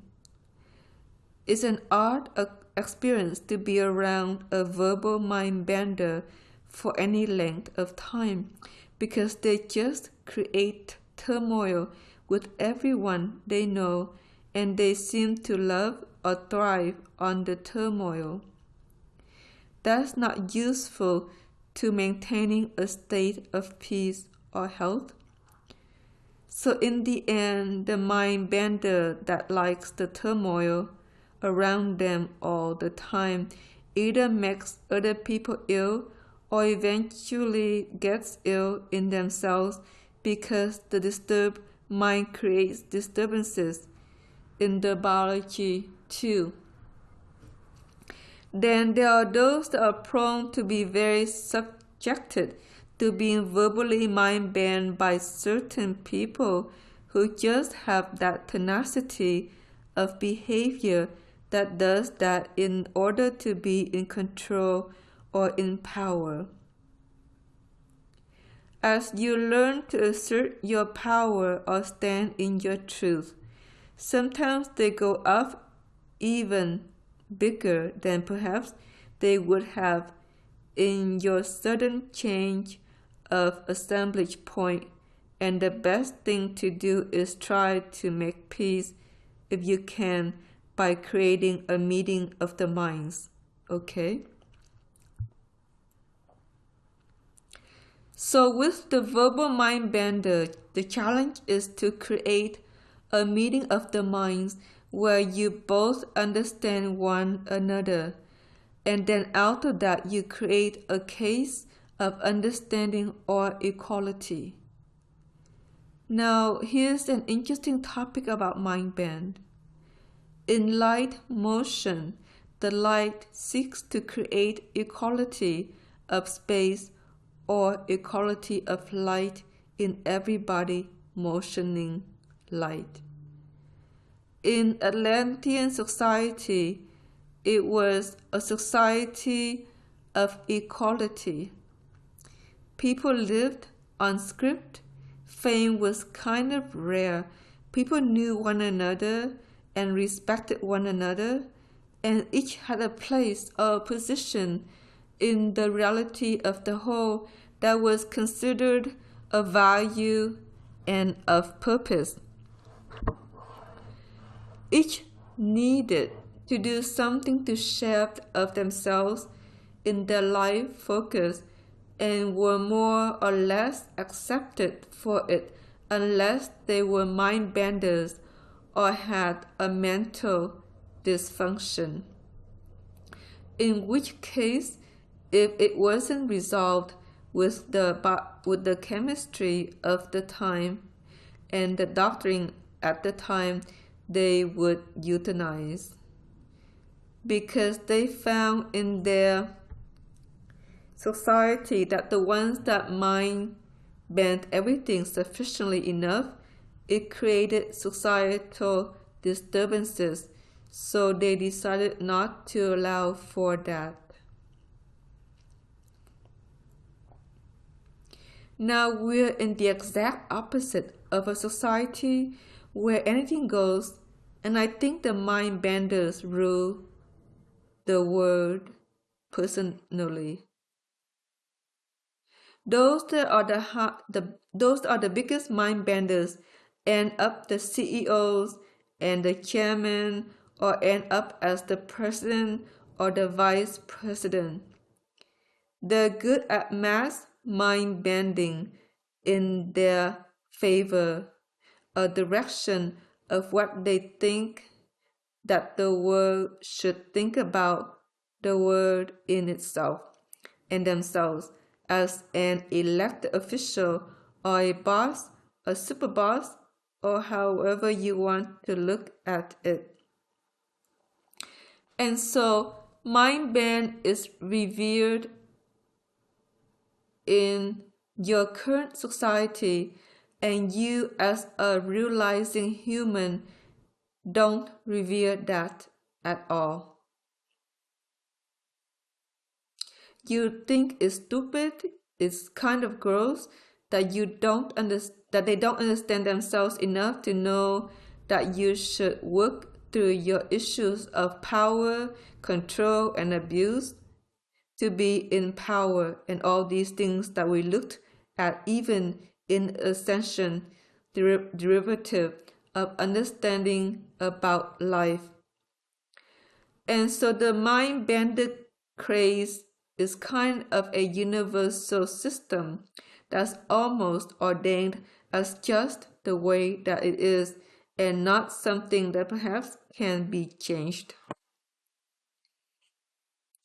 Light in its own way is going to seek to balance the scales, or balance the behavior, or balance the systems into a non-mind bend condition of human growth. And that's what life is going to seek to do. We have many conditions that don't help it, such as the wrong foods that people are eating day to day, or the junk foods, and it keeps them numb to a certain extent to their own internal state of being when they eat their hamburgers every day and their french fries and the food that feeds something other than their own health and their own gases.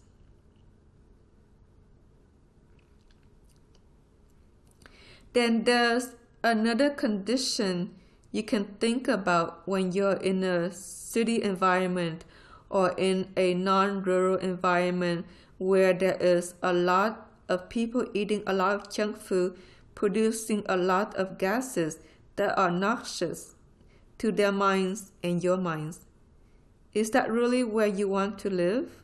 So living amongst a lot of noxious, deteriorating people trying to model light, producing all these ill gases is not a very good condition for you to live within either.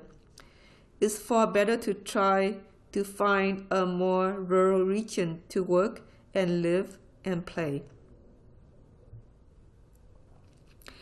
If you're raising children, then certainly that's true for them too, to be and maybe a more rural classroom environment with fewer children that are also hopefully eating better diets.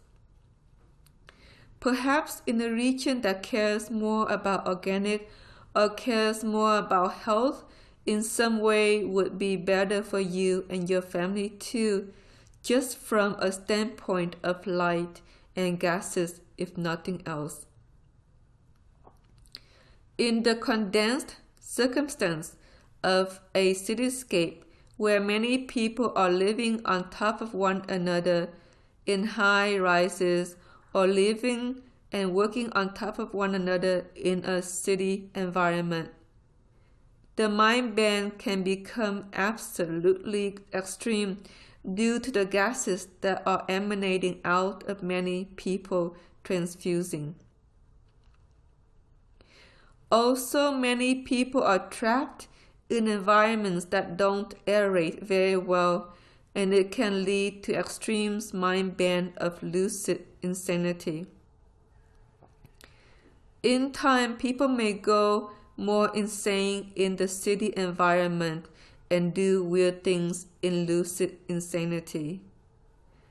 It's a gas problem that the gases that are ill that can rise out of people in poor diets and condensed environments with a lot of cement that don't aerate can trigger the mind to wobble to such an extreme that people literally go insane. It's happened some maybe in the past 10 years, but due to increases, the major gates really flush open upon the planet of Earth. And so if you are a realizing human, it is best to be in an environment that has enough open space that can aerate your home and aerate your mind. If you have to work in an environment otherwise, then do the things that you need to, such as plants, waterfalls, ion machines, or air purifiers, and whatever you need is probably a prerequisite for you to move the gases that would accumulate over the mind that may blitz you into something else that would even be more disturbing than depression or anxiety or worry or feeling tired. We'll say less about that, but be aware and do the things that you need to for your own mind.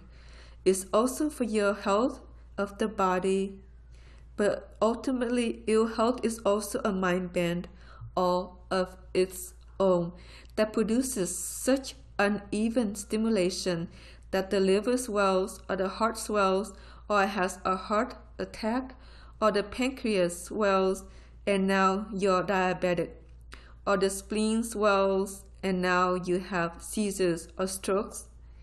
Those are the big conditions that you really want to offset by allowing yourself not just the right diet, but the right environment to maintain your health in light.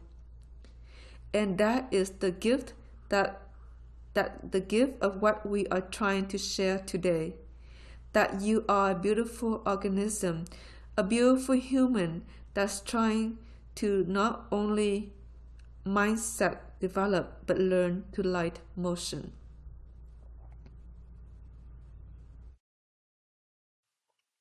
Light motions best in scenic countryside experiences, or places by the sea, or places in the mountains with the pine trees, or by lakes or rivers or streams, because the light will even out and balance itself, and the gases that are noxious will aerate away in the winds of time that flow through each region like that. Humans were never meant to be condensed on top of one another. Even in Atlantean society, they limited their high-rises to 3 levels, one of which was like a big open space with a lot of plants and sitting areas and places for people to entertain themselves.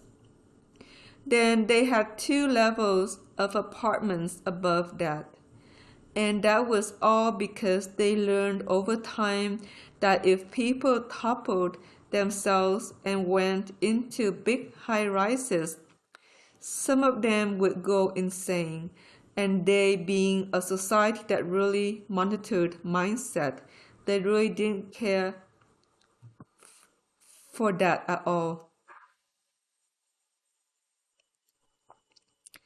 In the extrapolated context of our current society, the large number is living in complexes that are more than 2 or 3 stories high, are probably difficult on the mindset of the people inhabiting those realities, and the insanity may amount to a lot of weird things that show up between people or amongst people that you as a realizing human would rather not be around either. So move yourself out of the cityscape if that's where you've grown to work and be, or even the suburbs that are too condensed or dense, and move into a more rural environment.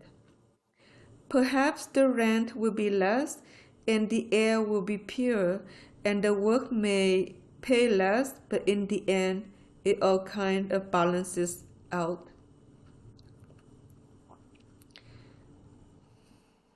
The last thing we'll share to you about mind band is that it is also a state of truth that is not. Mind band is a not truth, and a not truth means that somehow you are not in your truth. When you are not in your truth, the mind sways either to the left and to depression, or to the right into anxiety, or the front into worry, or the back into tiredness, or listlessness, or hopelessness. In a state of non-truth, you're not in the center of who you are. One of the quickest ways to pull yourself back into your center is to go into your valley of peace, or your valley of non-mind band, and begin to bless and care again first, maybe about yourself, and then maybe about each that may cause you to mind bend or cause you to feel less than well in this life of yours.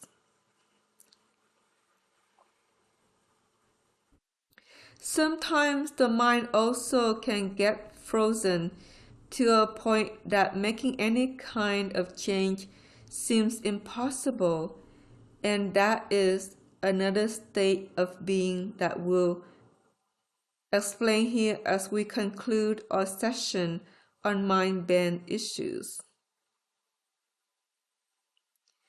If you're frozen about life, is a stigmatism in the cortex, in the scapula, in the back of the mind. If the back of the mind becomes a recurrent flow of a surge, you will reach a place where you will know perhaps you need to make a change. Perhaps you need to move to a better region that better support your mind or your life, and you get stuck into a place where you feel like you can't make any change. That is a problem with the scapula, and it can be physiological, and it can also be a part of mindset development, where the frontal lobe synapses are not fully developed yet. And the scapula surges, and then you freeze about perhaps doing what is right for your own life to put you into a better state of well-being. So you end up staying with a job that you hate, or you end up staying with a partner you shouldn't be with, or you end up staying in the region that isn't working well with your mind, and you don't motion on to what is better for your body, mind, and spirit to be well within you. It's very difficult when the scapula freezes to know sometimes when to change, and you put it off. Well, I'll do that next year because some part of me just can't help myself up and going and motivated to make the change that is best for me and my mindset and my own inner state of wellness and well-being.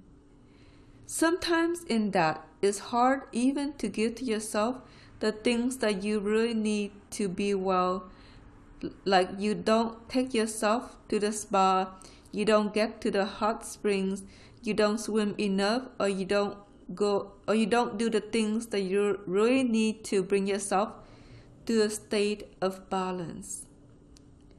When the scapula freezes, then there can be deep fear about everything that you're just in fear of, even perhaps going out the door for a time.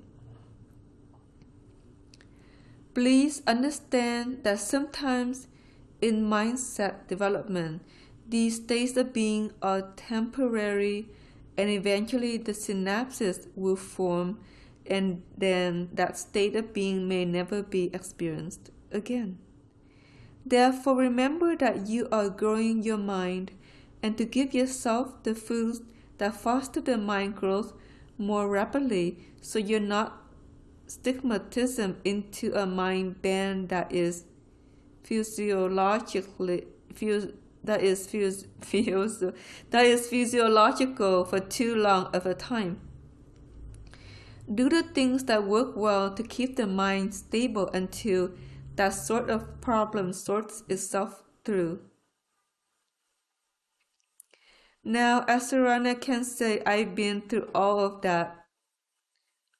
I've been through all of this, okay? In my own mind growth of 5 levels of cortex.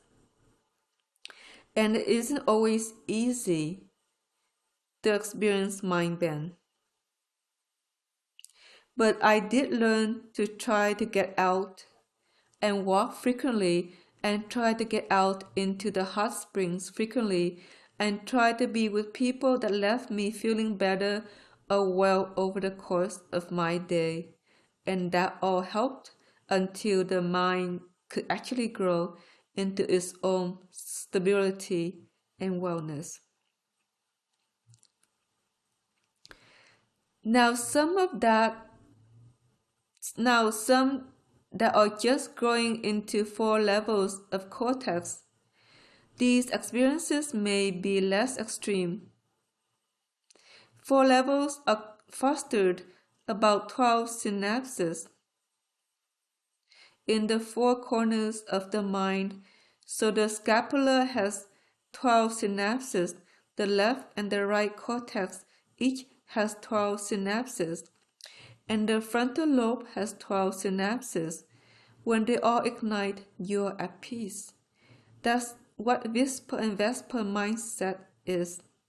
Whisper and Vesper can cause a very peaceful state of being to assert itself around you, almost like an aura that draws people to feel peaceful near you.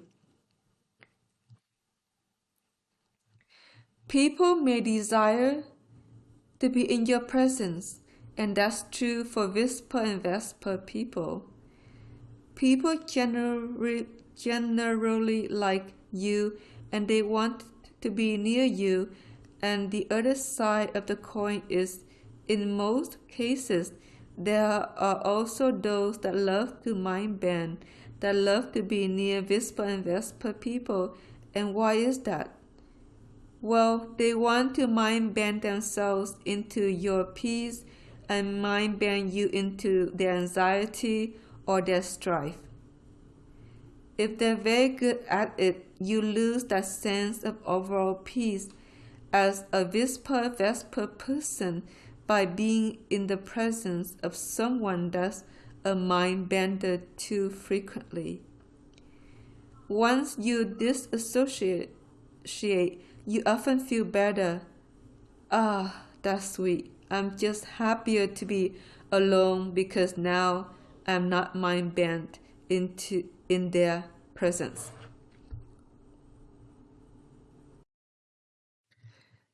The other way and gift of our current emerging twin society is to find a twin to sway with in kinship of either friendship or partnership, because twins will always unmind bend one another. You feel better with your frequent conversations over the phone or the occasional times you share space or time together, and they'll become a recurrent blessing in your life to go spend a little time with your twin. So we give you keys to find twins in your region for kinship and for those of you seeking partnership for romance. And if you found a twin partner, don't be obscure about it and think you can just go find another one to replace them. Oh, so easy, okay?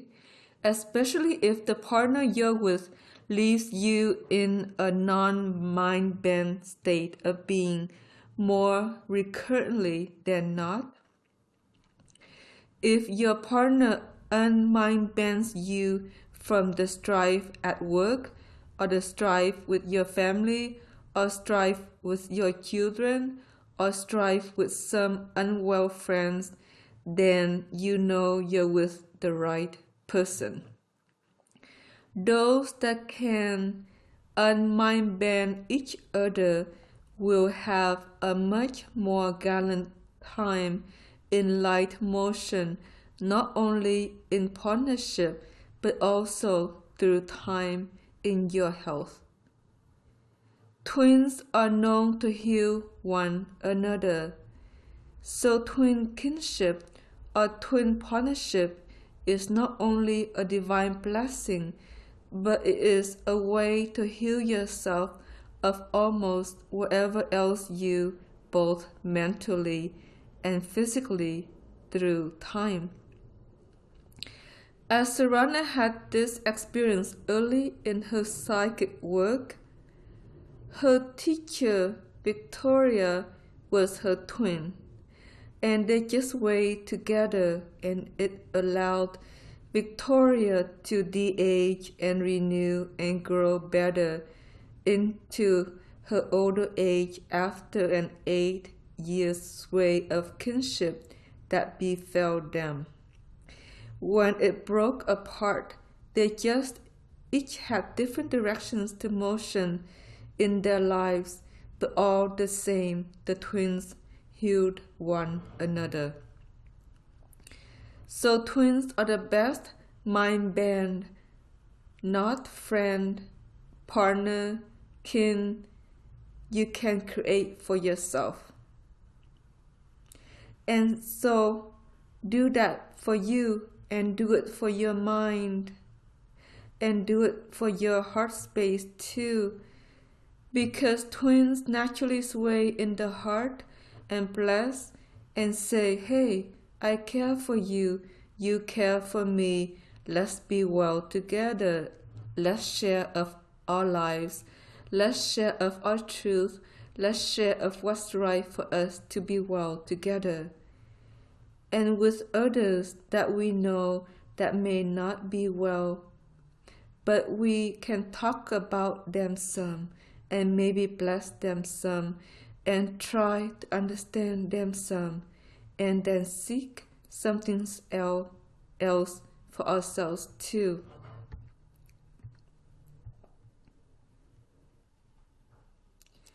So our first blessing for you today is for the right diet for your mind band knot, and to find the foods that feed your mind and create stability in the four corners of your mind. Some foods will trigger the mind to not worry, and some foods will trigger it to be not depressed. Some foods will trigger it to be more at peace and not go into anxiety. And some foods will trigger the mind to liven up if you feel tired.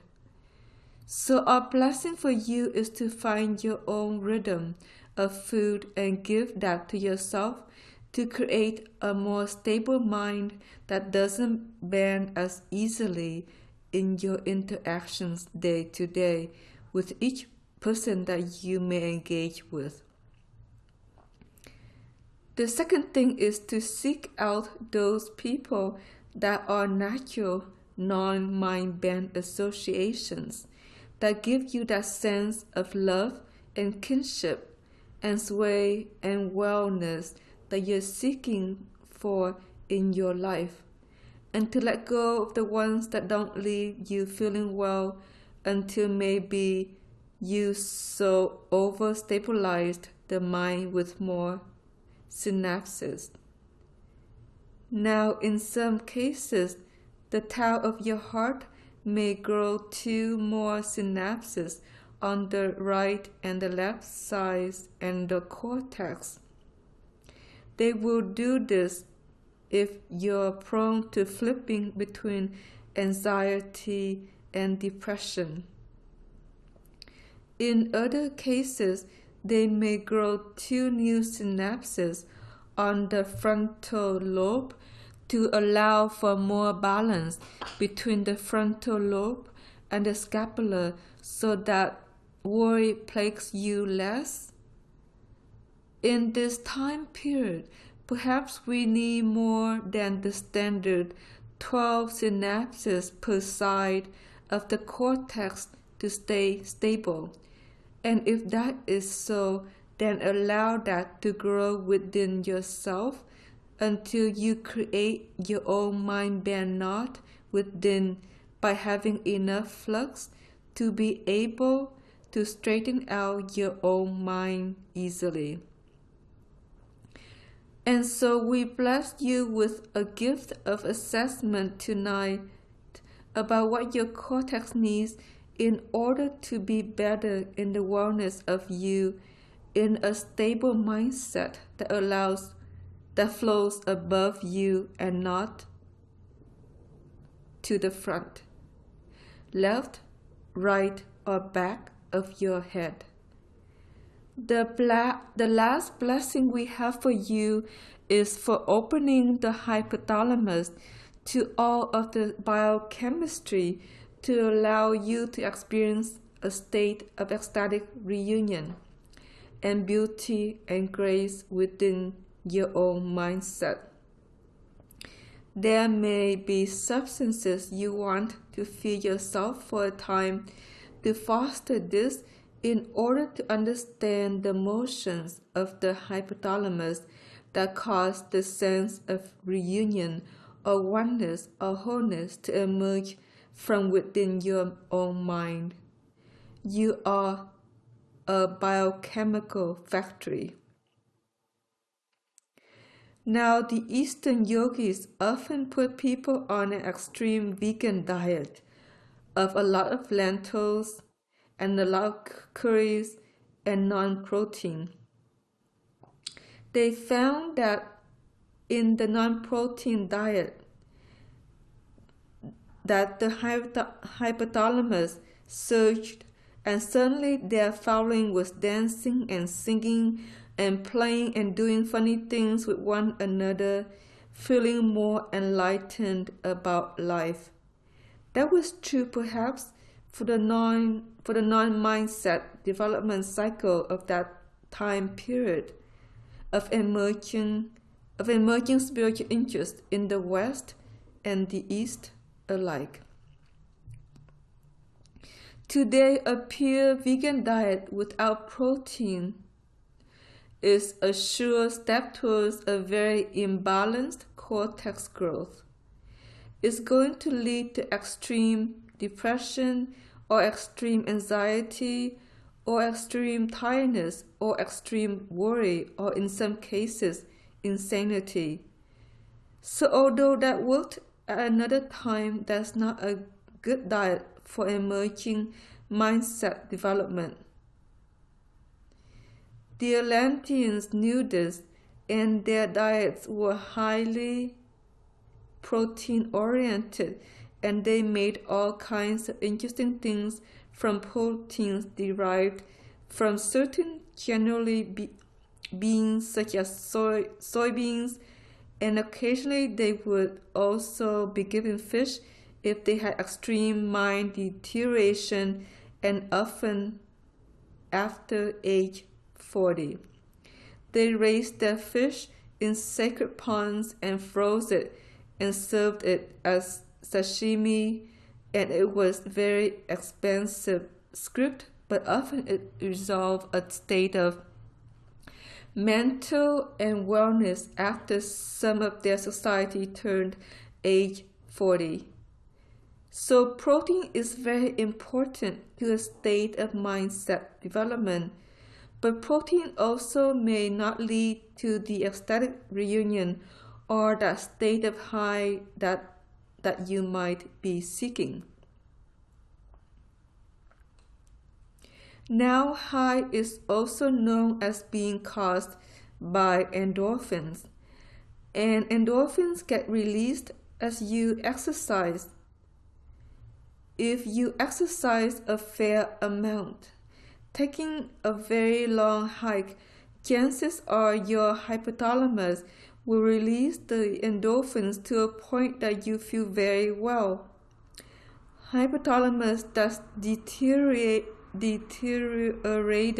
may not be able to foster that even after you take a long walk or hike or swim or really exert yourself on your bike or run.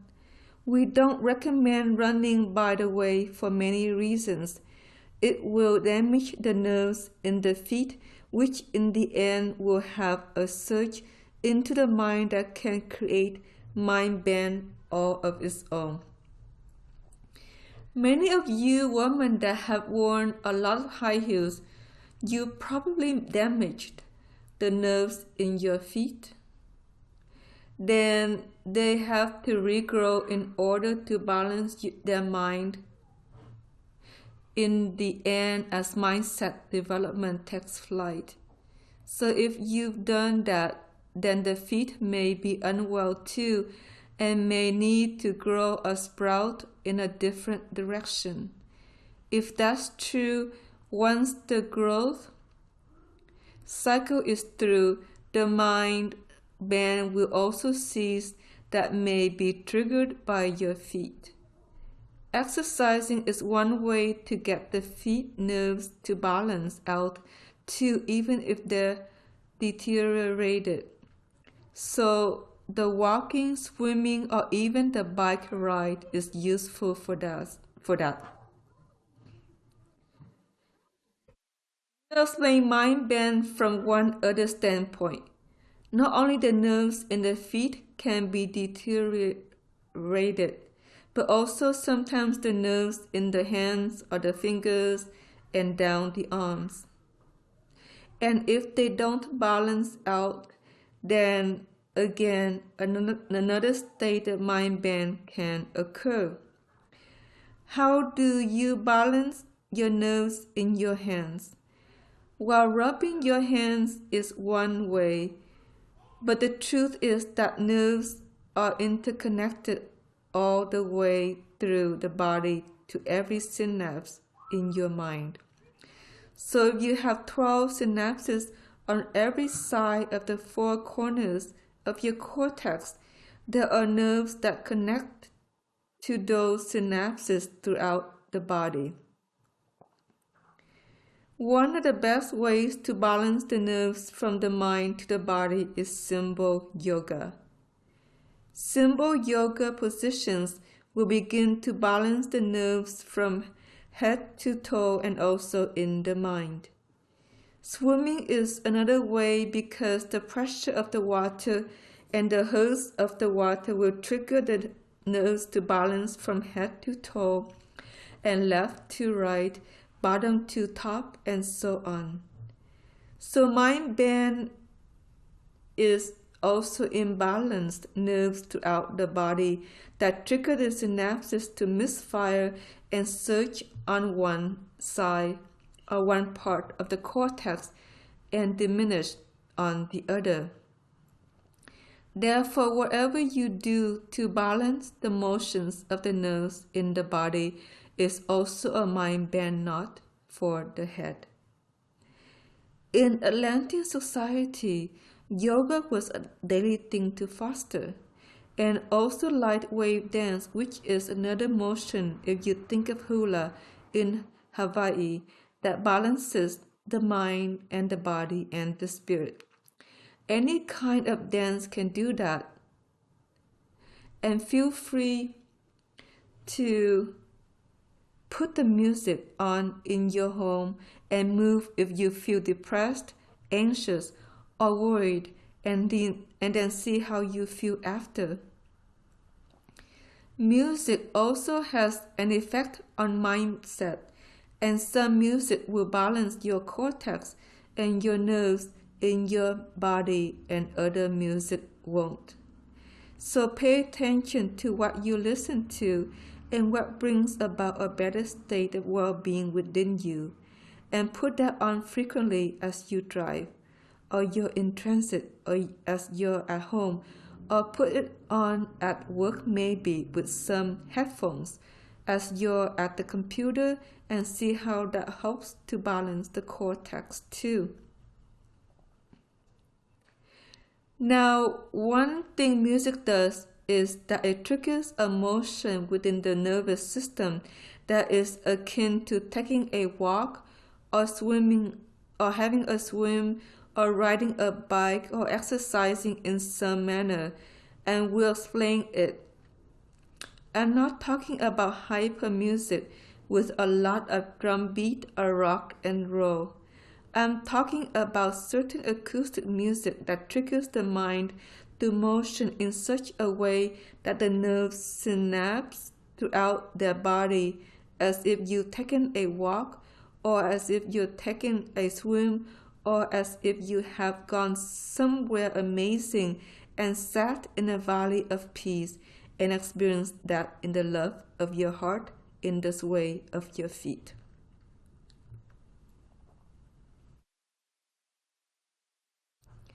Because music triggers the synapses to begin to search in different directions, which then triggers the nerves to search in different directions to the body, that then can lead to balance. As Sarana has found Anya's music pretty amazing at balancing her mind, but there are many others. Most of them will be acoustic and not contain words because If you focus on words, it won't have the same effect as acoustic music. The words trigger a language that would then trigger the nerves to fire in all different kinds of directions that are not necessarily balancing at all, because the words have thoughts, and you think different things about the words or the music, some of which may be good or sad or bad or wonderful or whatever, and that doesn't necessarily balance the cortex flow to your hands and your feet and the left, right, up and down sides of your nervous system. So pay attention. If you're subject to a lot of mind bend to what music triggers the cortex to surge evenly and the nerves to surge evenly head to toe, that then will end your mind bend circumstance. Music is highly personal because each cortex has a different flow or flux or direction. So if you're in partnership, one may unmind bend by listening to some music while it bends the mind of the other because it doesn't do the same for that particular circuitry as your own. And so be aware that in coupleship, you might find music that leaves you both feeling well, and that's what you play together, and leave the other music that works for you personally, perhaps to the car or some private space or with headsets for you to listen to alone. Society has produced a huge wave of metaphysical music, and one of the Tao's directions behind the metaphysical momentum of music and spa-directed music too was to support mind bend not amongst those that were to mindset develop this cycle. The Tao of Earth knew that the current system of media and focus of certain things really triggers sometimes more unwellness than wellness in developing mindset systems. If you think about very loud music with a lot of bass and so on, that's going to disturb a mind in mindset development, when maybe it didn't in the sound-based days of your youth, when you liked to dance to rock and roll and thought that was kind of fun. So be aware if you're a parent with young children that are mindset developing. The music you might have liked to listen to in your rock and roll days perhaps isn't good for their minds at all.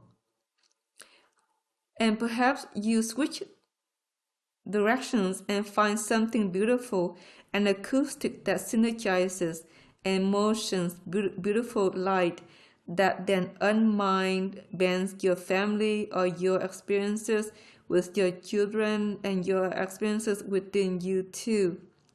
Children today are even more sensitive perhaps than you were when you were little, and you may have had your ups and downs that you remember.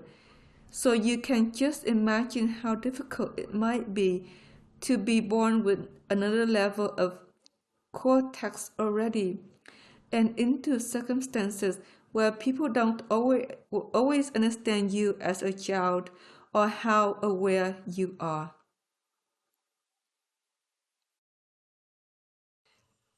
Kids coming in with 4 layers of cortex are extremely aware, and even though they may not speak all their words, you can speak to them as an adult and they will understand you. We have this attitude in our society that young minds don't know anything and don't understand anything, and you can't communicate with them as if they were an adult to create the circumstance that is better for each of you to share within. That's a very sad circumstance to think of a young child as kind of like a dog or a cat, and sometimes people talk to them as if they're dogs and cats, rather than realizing that that little mind knows a lot more than you give it credit for. And you can just sit down and talk to it as an adult and learn about what they're thinking about. The young mindsets are also set up to channel Tao and Tao and be very aware of things that maybe you don't even know in your own current cortex levels as an adult. So be aware that the little ones coming in are aware, and don't treat them as pets, but treat them as young awakened ones that are trying to understand their world and grow into another cycle of light wave motion with minds that are perhaps more succinct to be in a peaceful state and be well in themselves more greatly, out of which a world might emerge that is better than what we know today. And so we bless our children, and we bless each of you listening to this particular verbal essay on mindset balance. The mind is that part of you that knows, and when the mind bends, you cease to know you. So when you're anxious, you don't know you. When you're worried, you don't know you. When you're depressed, you don't know you. And when you're tired, you only know yourself. When you're asleep, and that's probably not useful to realization at all. So mind bend is a state of not knowing you, and you could say almost in a deep truth of all of this, that if the cortex is disturbed, then knowing you is really almost impossible.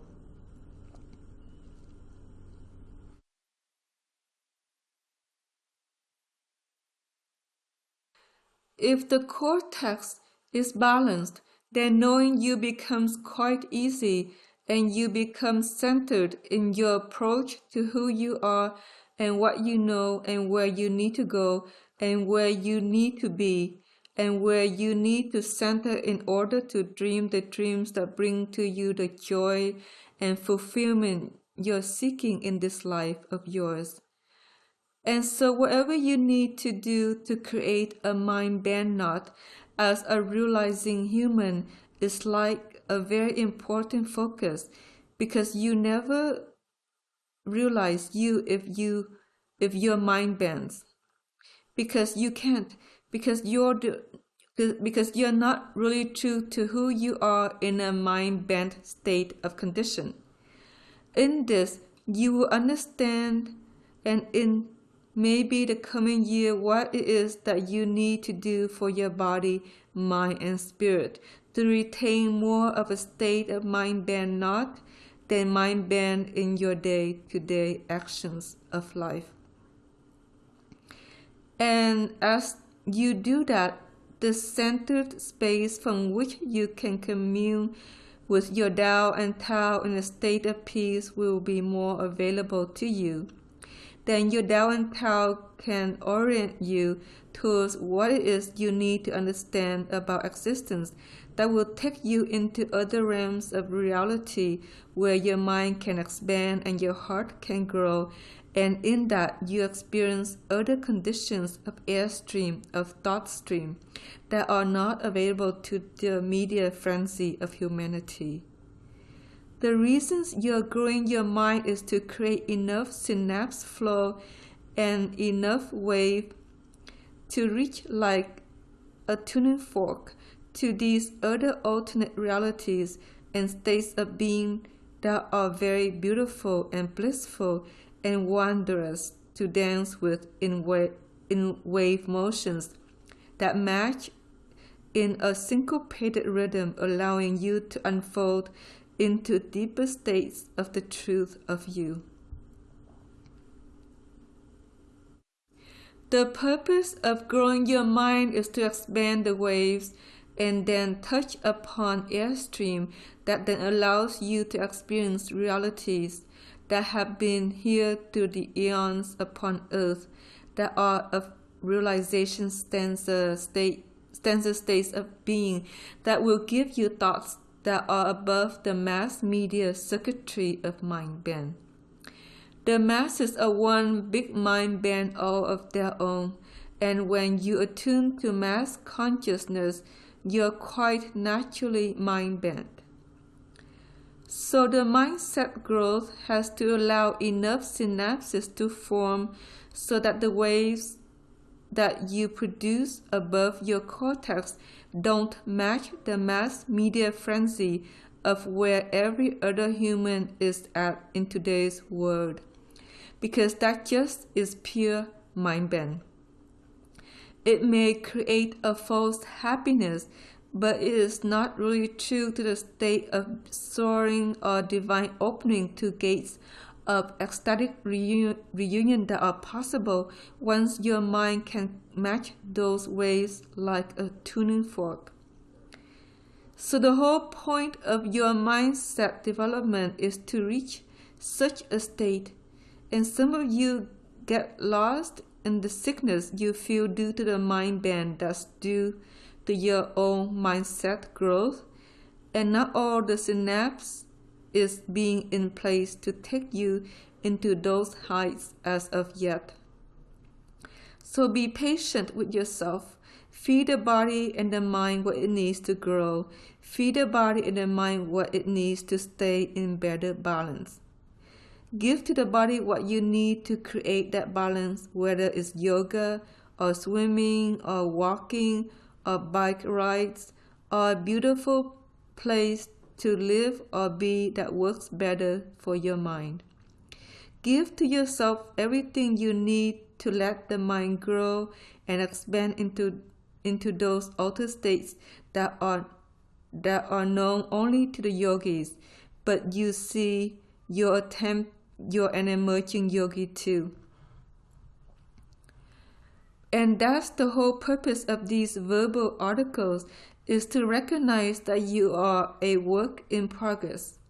So it's not perfect yet, and some days your mind may bend or bow into conditions as you transfuse that are very uncomfortable or unpleasant to feel or experience within yourself.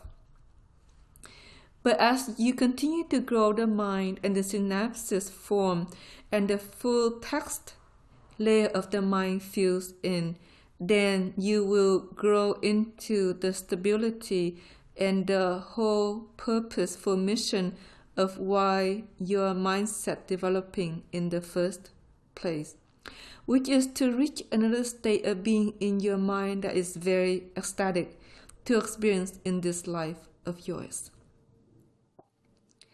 Therefore, that's the purpose behind your mindset development. And there may be little ones who come in with full cortexes, who bliss out and go into ecstatic reunion long before you. But you are map making a path tours that go for yourself too. So we invite you not to give up on that, and not to think it's impossible to accomplish, and not to think that it is beyond your capability to foster this in your middle age or however old you are, and that it is for you to accomplish, and it is for you to take responsibility over also, and not fall into the belief that it's impossible or will never be accomplished, or whatever levels of depression some may fall into in this cycle of growth. Give to yourself everything that keeps the mind straight, not only diet, but also perhaps more oxygen or ions, or also, as Per has recently discovered, the use of ASEA.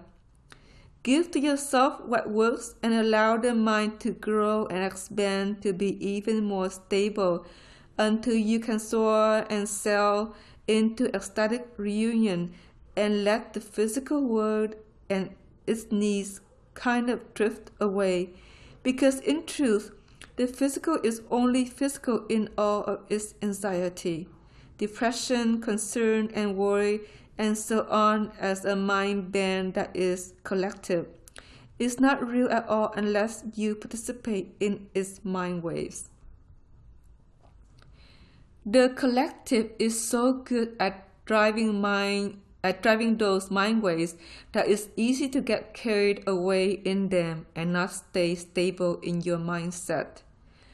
And so whatever you need to do to separate from mass media consciousness and mind movements is also important in relation to your own state of mind band knot.